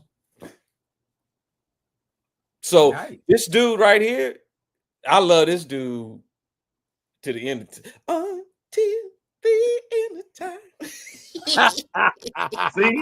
That's my dog. I don't think either one of us gonna push back on that. Look, Prince is that's him. That's him. That's the GOAT. That's the GOAT. That's him. It's the GOAT. Now that's why I criticize what he did. But that's the GOAT. You've had a perspective that many of us. No, a lot of people haven't. I mean, I'm blessed. Never ever get. I fell into this. It's so crazy. When I think about the people that just worked so hard at their craft, and I worked at mine, but I just think about people like him, and then I get to fall into it. I'm just into that. But honestly, because Minneapolis is the Midwest, so it was a lot of cats like me that got privy to Prince up close, just because our proximity. It just so happens we were born in Kansas City, and Minneapolis blew up in the 80s. And then we ran up there, and they was like, and it was only a 6-hour drive, 7-hour drive. Right. And we can go up, and we moved up there and just hung out and ended up bumping into them. And, Let me ask you a question real quick. Understand that, y'all used to be a group and everything. And as you said, this has been a while ago. Do you and the fellas ever hang out or talk? Oh, yeah. Talk and everything like that? Oh, yeah. Because so we got, and I'll be the first to say this on your joint. We actually have a song. But the thing is, the industry, it's just rough, man. You gotta pay for everything. And for a group like us, if we do it half-assed, it's just people will be like, ooh, they don't like that. So we got a record, but we got to do it right. I mean, put it out right. Man, I'm praying for y'all, man. Golly, man. So we'll see. We'll see what happens. When Darren we talk, man. We hang out. We gonna do shows. Yeah, man. I already knew the answer to that question. I'm just saying, because when was y'all at the Power and Light District? Oh, that was a couple of years. That was several years ago. That was okay. So I know y'all was getting, because I was keeping up with the page, and y'all was saying, "Oh, we're getting ready to get active again," but y'all probably ain't looked at that page in a minute, huh?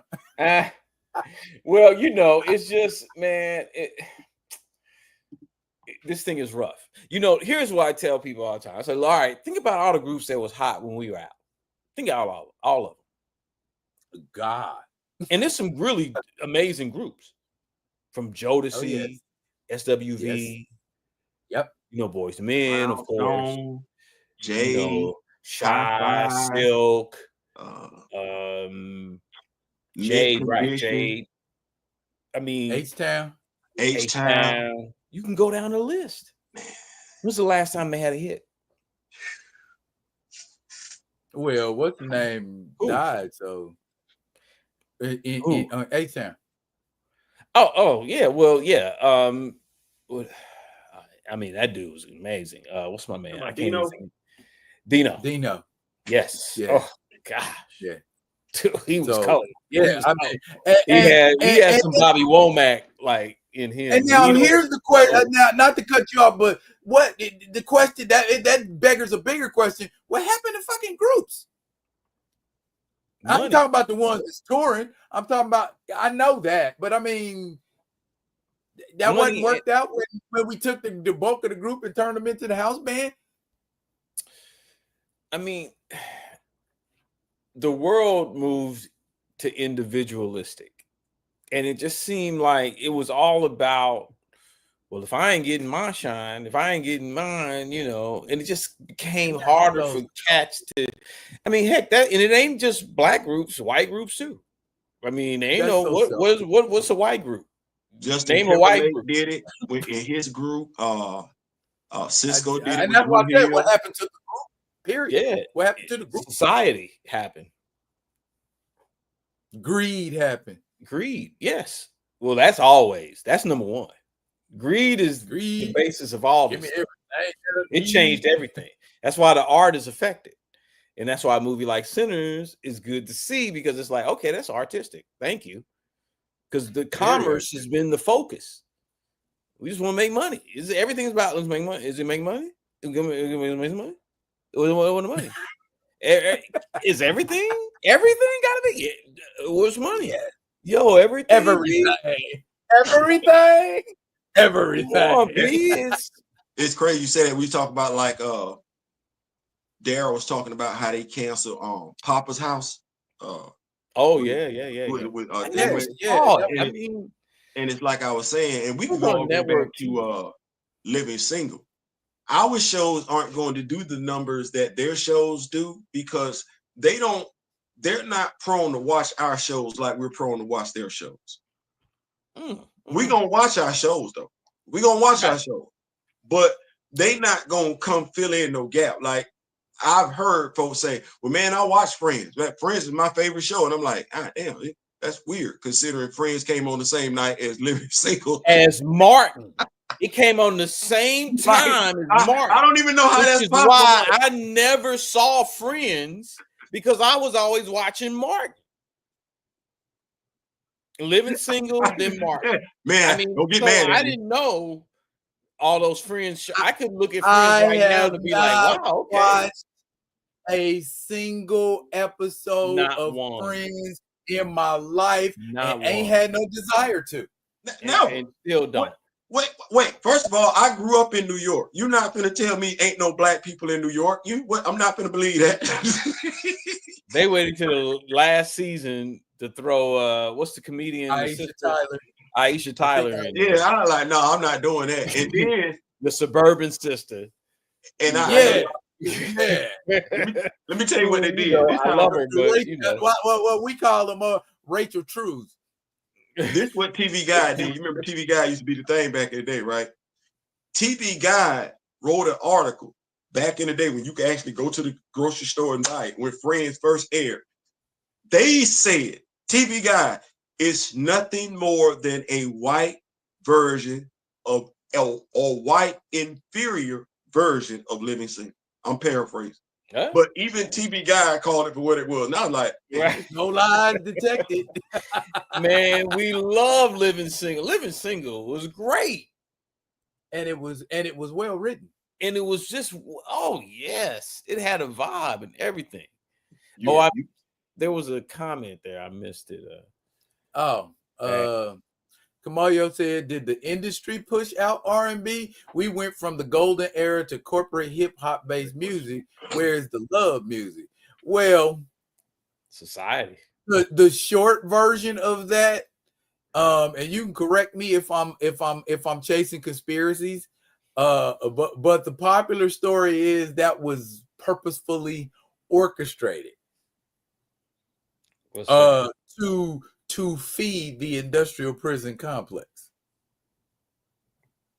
What's that? to. Well, we went from the golden age of hip hop to gangster rap. Oh yeah, right. Like this, you know, it's funny how And that ain't just that's where the music faded to. That's where the music evolved to. That doesn't seem like a natural evolution. Why would I go from being woke and conscious to being violent and you know what I'm saying? That, you know, we went from interesting, right? All of that. We went from that to fuck the police. You know what I'm saying? Like,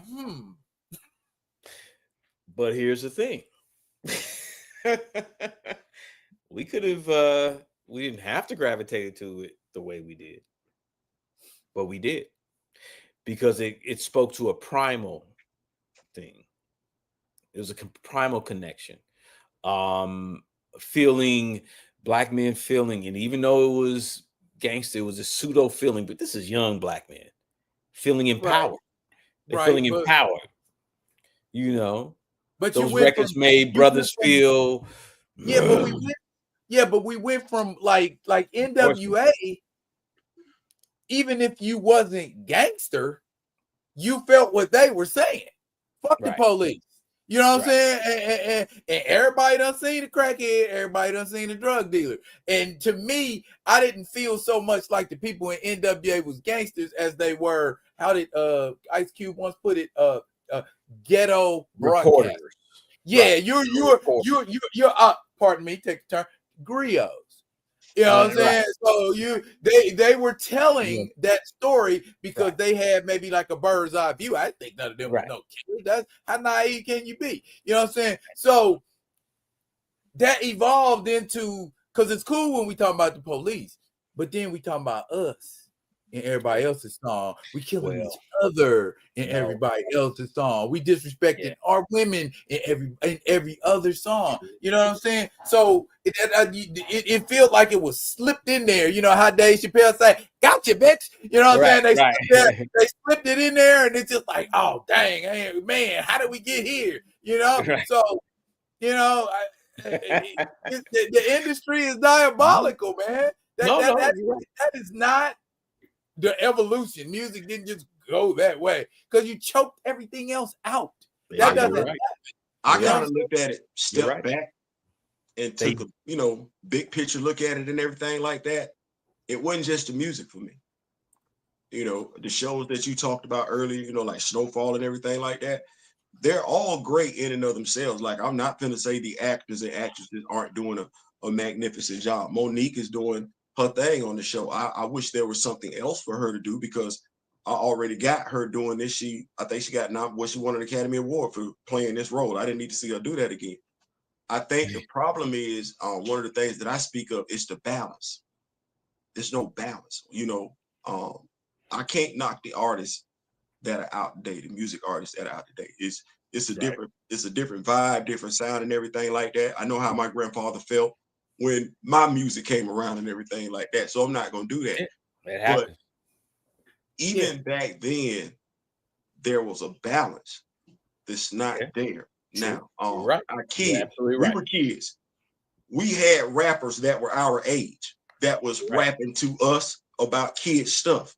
When you looked at ABC, Another Bad Creation, SWV, 3LW and everything like that, they were singing to a very specific demographic when it came to the girls and everything like that. Yeah, LL is our age. Yeah. So that's the cool thing. He was 16. Yeah, when my dog came out saying, "My radio, believe me, I like it loud." We all understood that. Okay, man, with the box that'll rock the crowd. Even when this one right here, while my JVC, we made the concrete. I'm sorry if you can't understand, but wait a minute, hold on. What I ain't gonna do? My hand. Wait, hold on. We gotta give it up for his tour mates too. Past 10. I'm sorry. Oh yeah, I know, man. You can't say sorry. I'm just saying, we got to give it up to his tour mates when they said, "Yo, EMD, yeah, what's up, man? There go that girl they call Roxanne. She's all stuck up. Why did you say that? Because you wouldn't give a guy like me no rep. And she was walking down the street, so I said, hello. Can't go from UTFO. This is so. I said, so, baby, don't you know I can sing a rap dance in just one show? Can't go. Miss Sister Sophisticator. Balls I know. And yeah, you know, I ain't gonna let y'all do what I don't think that sounds like we think it sounds. I'm gonna listen to that. I'm gonna listen to that in the recording. I hope that's clean. Don't, man. Wait. I mean, but wait. Because I'm gonna hit you with this one too. Go there, dog. We had folks tearing up something. Watch this though, T. We had folks that were singing to the group, the age group right above us, because they came out with this. In night when you're lonely, girl, love is overdue. The darkness of a broken heart will cast a shadow on you. I'm saying, wait, I know damn good. Why this ain't the damn theme song to the damn Night Rider TV show? Night Rider is one of my favorite Midnight Star. It's like in my top 5 Midnight Star songs. When Night Rider comes on, I'm like, oh, that's my jam. You got to turn it up. I'm Midwest funk all day and hip hop. It's we crazy. Don't get that now. In this era where we got both. So I'm still a hip hop head in spite of the fact that I grew up with funk. And I love funk. Yeah, I mean, I don't know how you cannot like funk. I mean, you're Rick James. I don't. Can't see in the sunshine. I can't act like that. I would need more Ohio Players, Confunction, Daz Band, Phaso. Oh wow! Now this is just for my edification. You might be more of a recordologist than I am. How many albums did Phaso have? Probably only like 2 or 3. That one, but they had "Riding High" was their biggest hit. Okay, I'm riding high. I keep that on my elevation list. See, right. There you go. We ain't getting that. Stop doing that. So does E40. I think he sampled it or somebody. I know one of them did. No, "Riding High" is one of them records. Can we change the subject? I'm getting depressed. Can we change the subject? I'm getting depressed. I ain't all this bringing back memories and stuff like that. Stuff that I ain't got right now in my life. I'm. You need to address your latent trauma, sir. Is this involving elevations? Man, I need the music, man. Like I don't even listen to the radio no more. Music. Well, music. Are y'all hip to a cat named? Are y'all hip to Tuxedo? State of music? Huh? I'm sorry. Go ahead. Are y'all hip to Tuxedo? Yeah. The group Tuxedo. Yeah. Mayor Hawthorne. Yes. Yeah. I got it on a playlist. He does, man. And it's not that exactly, but he gives you that feeling of what the music has a very 80s, feel. Absolutely. Right. And interesting about Mayor Hawthorne, White Cat, dope, soulful. You need to get hip to his albums too. His 3rd record was produced by Pharrell. Okay. You should really check that record out. I'm gonna need somebody to send me some music. That's what I'm gonna need. I'm gonna need somebody to send me some music. I've been riding with Mayor Hawthorne for since 12. He got an album he did with Pharrell? When was he this? He did a whole album with Pharrell. Yep. It's my first time hearing about it. Darryl ain't saying nothing about no Mayor Hawthorne. Yeah, man. Mayor Hawthorne is that cat. Y'all need to check him out. What it's called something behind the door or something, but you check. I don't know if he. I know he did most of the project. I don't know if he did the whole album, but you check it out. Is it streaming? Oh yeah, absolutely. And Mayor is from Detroit. See, Mayor is from Detroit. So Theo, you got to check out. So what he did is he got his solo records where he did like a whole album of like 60s kind of vibe, soulful vibe, like that Amy Winehouse kind of thing, his Blue Eyed Soul. Right. And then he did This other record was Pharrell, which is kind of modern. Snoop is on one of his records. It's crazy, yo. So he did that. Okay. And then he did a project. He did about 3 projects with this DJ in a group called Tuxedo, and all they do is 80s funk. It's pure 80s funk. Mayor Hawthorne. Mayer Hawthorne. But Tuxedo is the group, and they do all 80s funk. It sounds like some mid 80s stuff. It's straight zap. It's bouncy. Yeah, it's got that whole dude. It's like he's been the closest to capturing that thing. Yeah. So hold on, Mayor Hawthorne Tuxedo. I'm picking up what you're putting down. And you say Tuxedo. Have you ever heard of AJ Gent? Have you ever heard of AJ Gent? He's a good guitar. Vaguely familiar. Let me pull it up. Yeah. Oh, I think you'll enjoy that too. That sounds familiar. Gent. Hold on. He got a Tuxedo got a song called Do It. Oh, yeah. Yes. I see him. Okay, all right. Yes, I'm right there. Do It. Play Do It. I'm right there. Can we play Do It?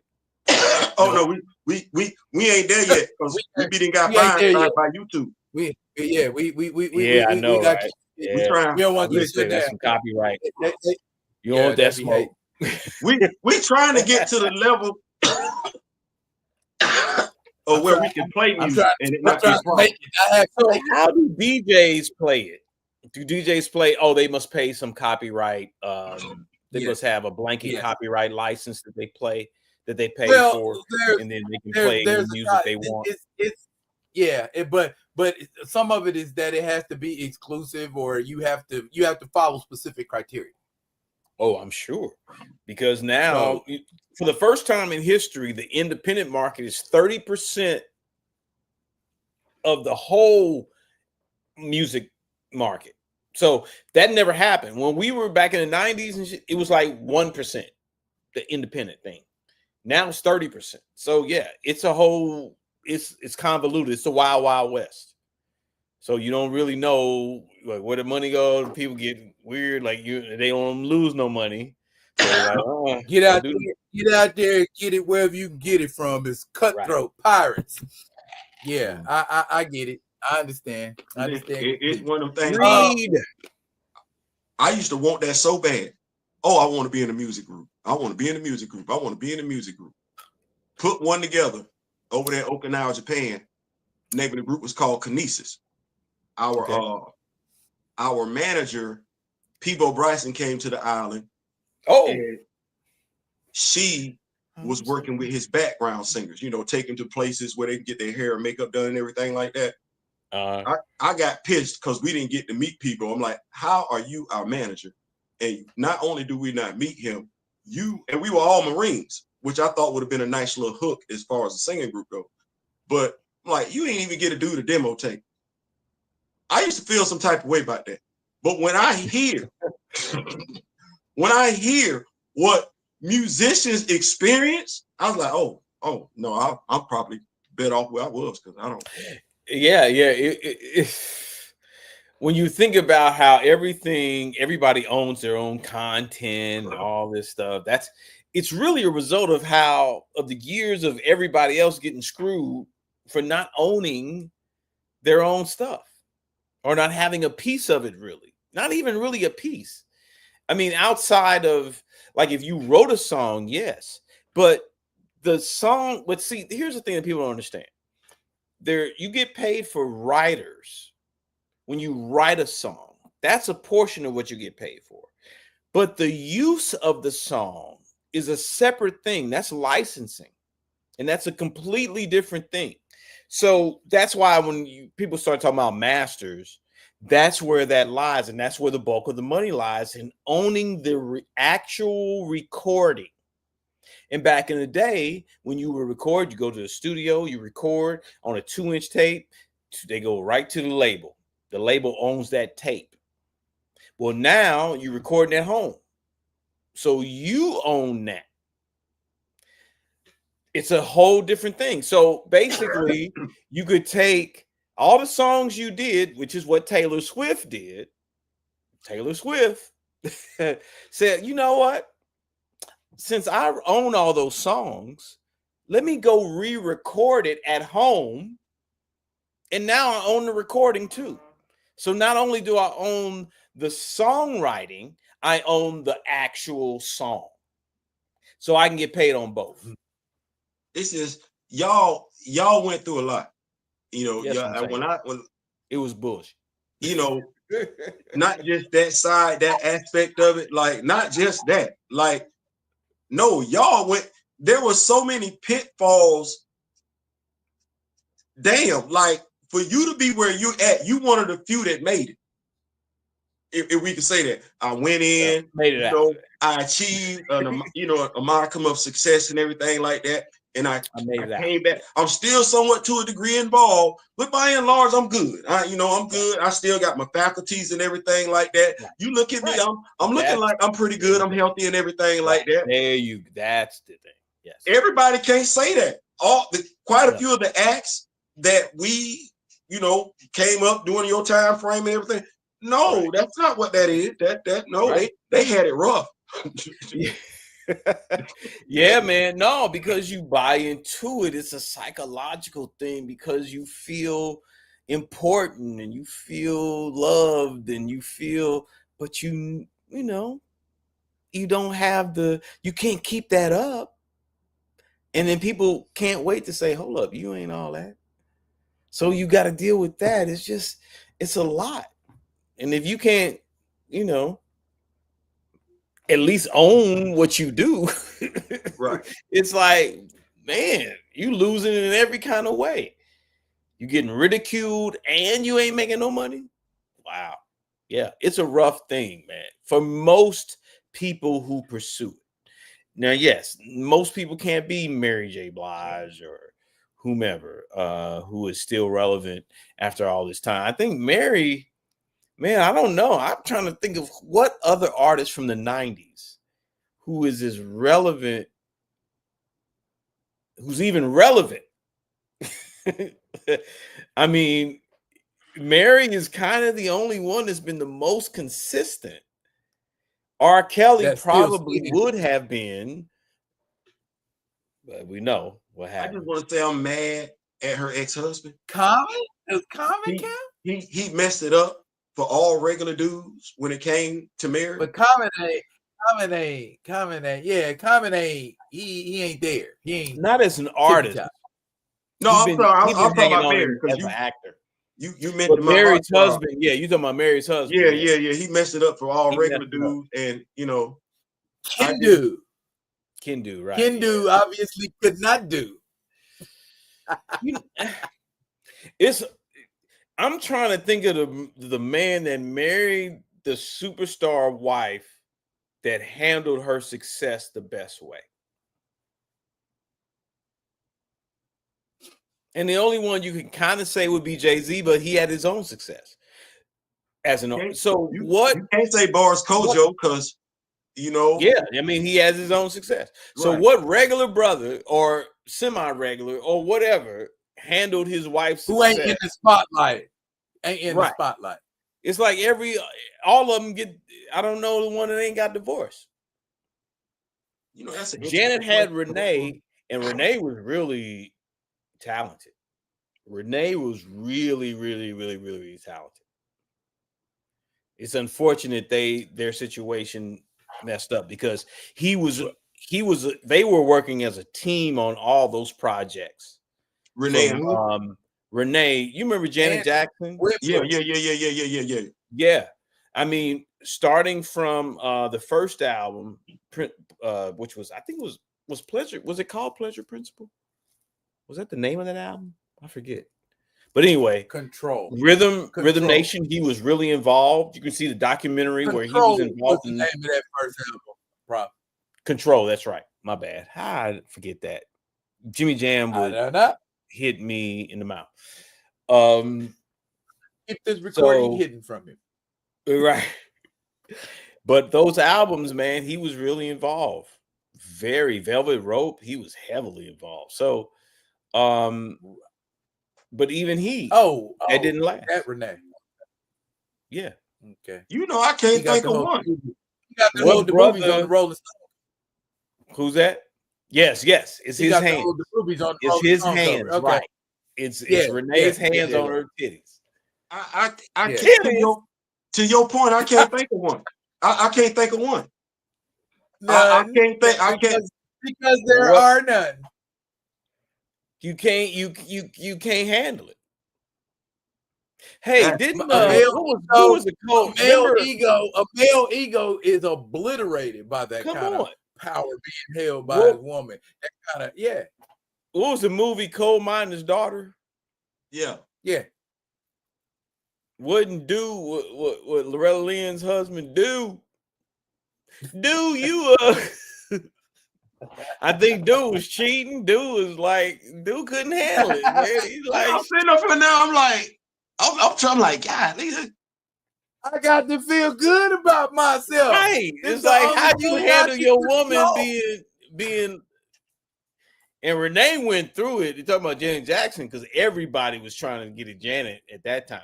Everybody with money. Shaq was even trying to holler. Like, everybody was trying to holler at Janet, boy. You know what? I get it. You know, as a man, this has always been like my mindset. I'm not saying it's right or wrong. I'm not saying it's right or wrong. I've always felt like, to a degree, when two people are together, for them to be, you know, where they're at, where nobody's worried about anybody else. There has to be that sense of, I can do bad by myself. Like, push come to shove, if I got to do bad, I got to do bad by myself. Because other than that, you become dependent. So I'm looking at, like, at least, because I get it.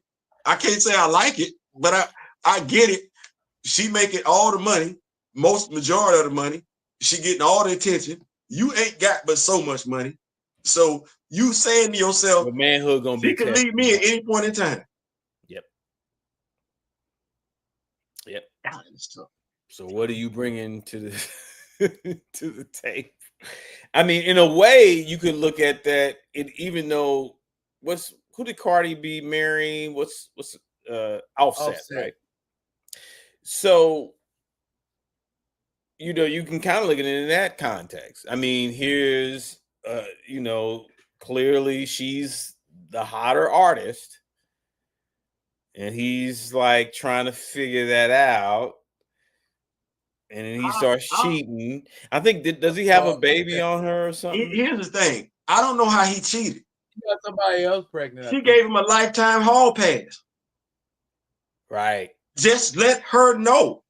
Yeah, right. Just or bring her on. Just, how did you cheat? This isn't. Just bring her in the picture. I mean, I'm saying, these girls move completely different. Could you imagine that being us? Woo, boy, could you imagine that being us in our 20s? Yeah. Any woman we get with, she say, listen, let's bring her on. You can be with any female, just bring her home. Oh.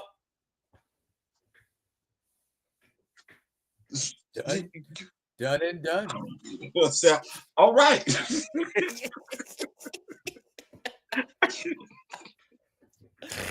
Yeah, you messed that up. I'm almost glad that didn't happen, because it would have been woo. Yeah, I don't know if I'd have handled it right. Yeah, because everybody ain't built like Neo. It would have been more and more, I'm sure. But no, it's a new day. Everybody ain't built like Neo, baby. At the same time. Yeah. I would have signed up. Yeah. I don't care whoever I thought I was in my lifetime. I can't. That I will get to telling stories. I've been all in, son. Telling tonight. I don't think I've ever been him to deal with 4 women at the same time, regardless of whether I thought I could or not. Oh, Neo? You talking about Neo? I couldn't. No, 4. Because what we doing if all 4 of them mad at me at the same time? Right. you would have to keep doing your thing as a man, regardless of if she Yeah, got I mean, and it's 4 of them. Yeah. I'm gonna get tired first. Right. Now I got a take on that. I got a take on that. Now, what is it called when you keep doing the same thing over and over again and expecting a different result? Stupidity. Right. Okay, let's go with stupidity. I was looking for insanity, but stupidity will do as well. Yeah. Who keeps doing that? You see what I'm saying? There are people in like 10, 20-year marriages that keep doing the same thing. That why do you think like later on in relationships, because you ever notice it's always the couples that done been married 10 and 20 and 30 years that go and be like, hey, let's bring somebody else into the relationship because they done everything there is to do. And triple fold. So it's like, hey, let's try this. Some people are like, I don't know. That's you inviting the wrong shit into the relationship if you do that. You know what I'm saying? And other people are like, let's try that. You know, so the cons. I never did no shit like that. But I'm just saying, I know people who have.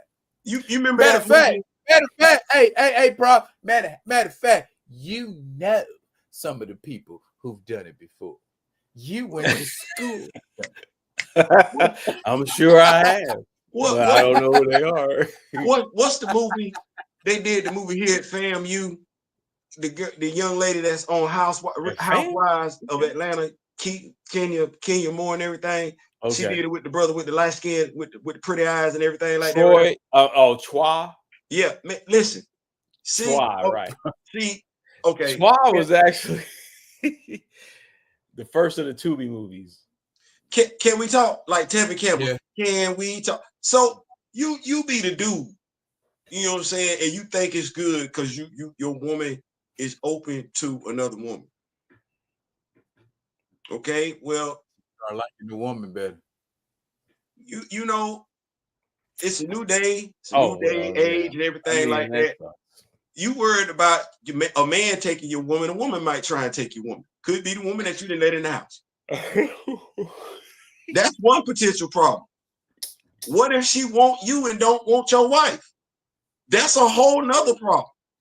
Oh yeah, there's what if she want to be a part of the family and y'all don't want her to? That's a whole nother problem. Yeah.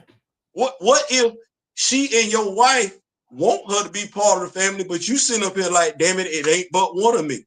That's a whole other problem. I know what I used to think and feel when I was a kid. Like not no more. Like no, I have one friend my age that said when he retires, he just want to have a compound and women walking around. And I said to him, I looked him in the face and I said to him, no, you don't. Right. No, you don't. Be careful with your ass. It sounds cool. And it'll probably be cool for like the first 30 days. But then after that, oh my God. Like the perfect scenario is every one of them have to be on the same page. Like they can't be having no egos amongst themselves. Like they all got to be content to play whatever role they playing. If not, you as the dude finna catch hell. Now we catch hell like that from one woman. you finna put that on yourself 4 times. Right. God bless you. Yeah, you're right. God bless. I ain't mad at you. Look at Prof. Do you got anything coming up or anything that you are involved in that you would like for the Rock With Me Nation to know before we get up out of here?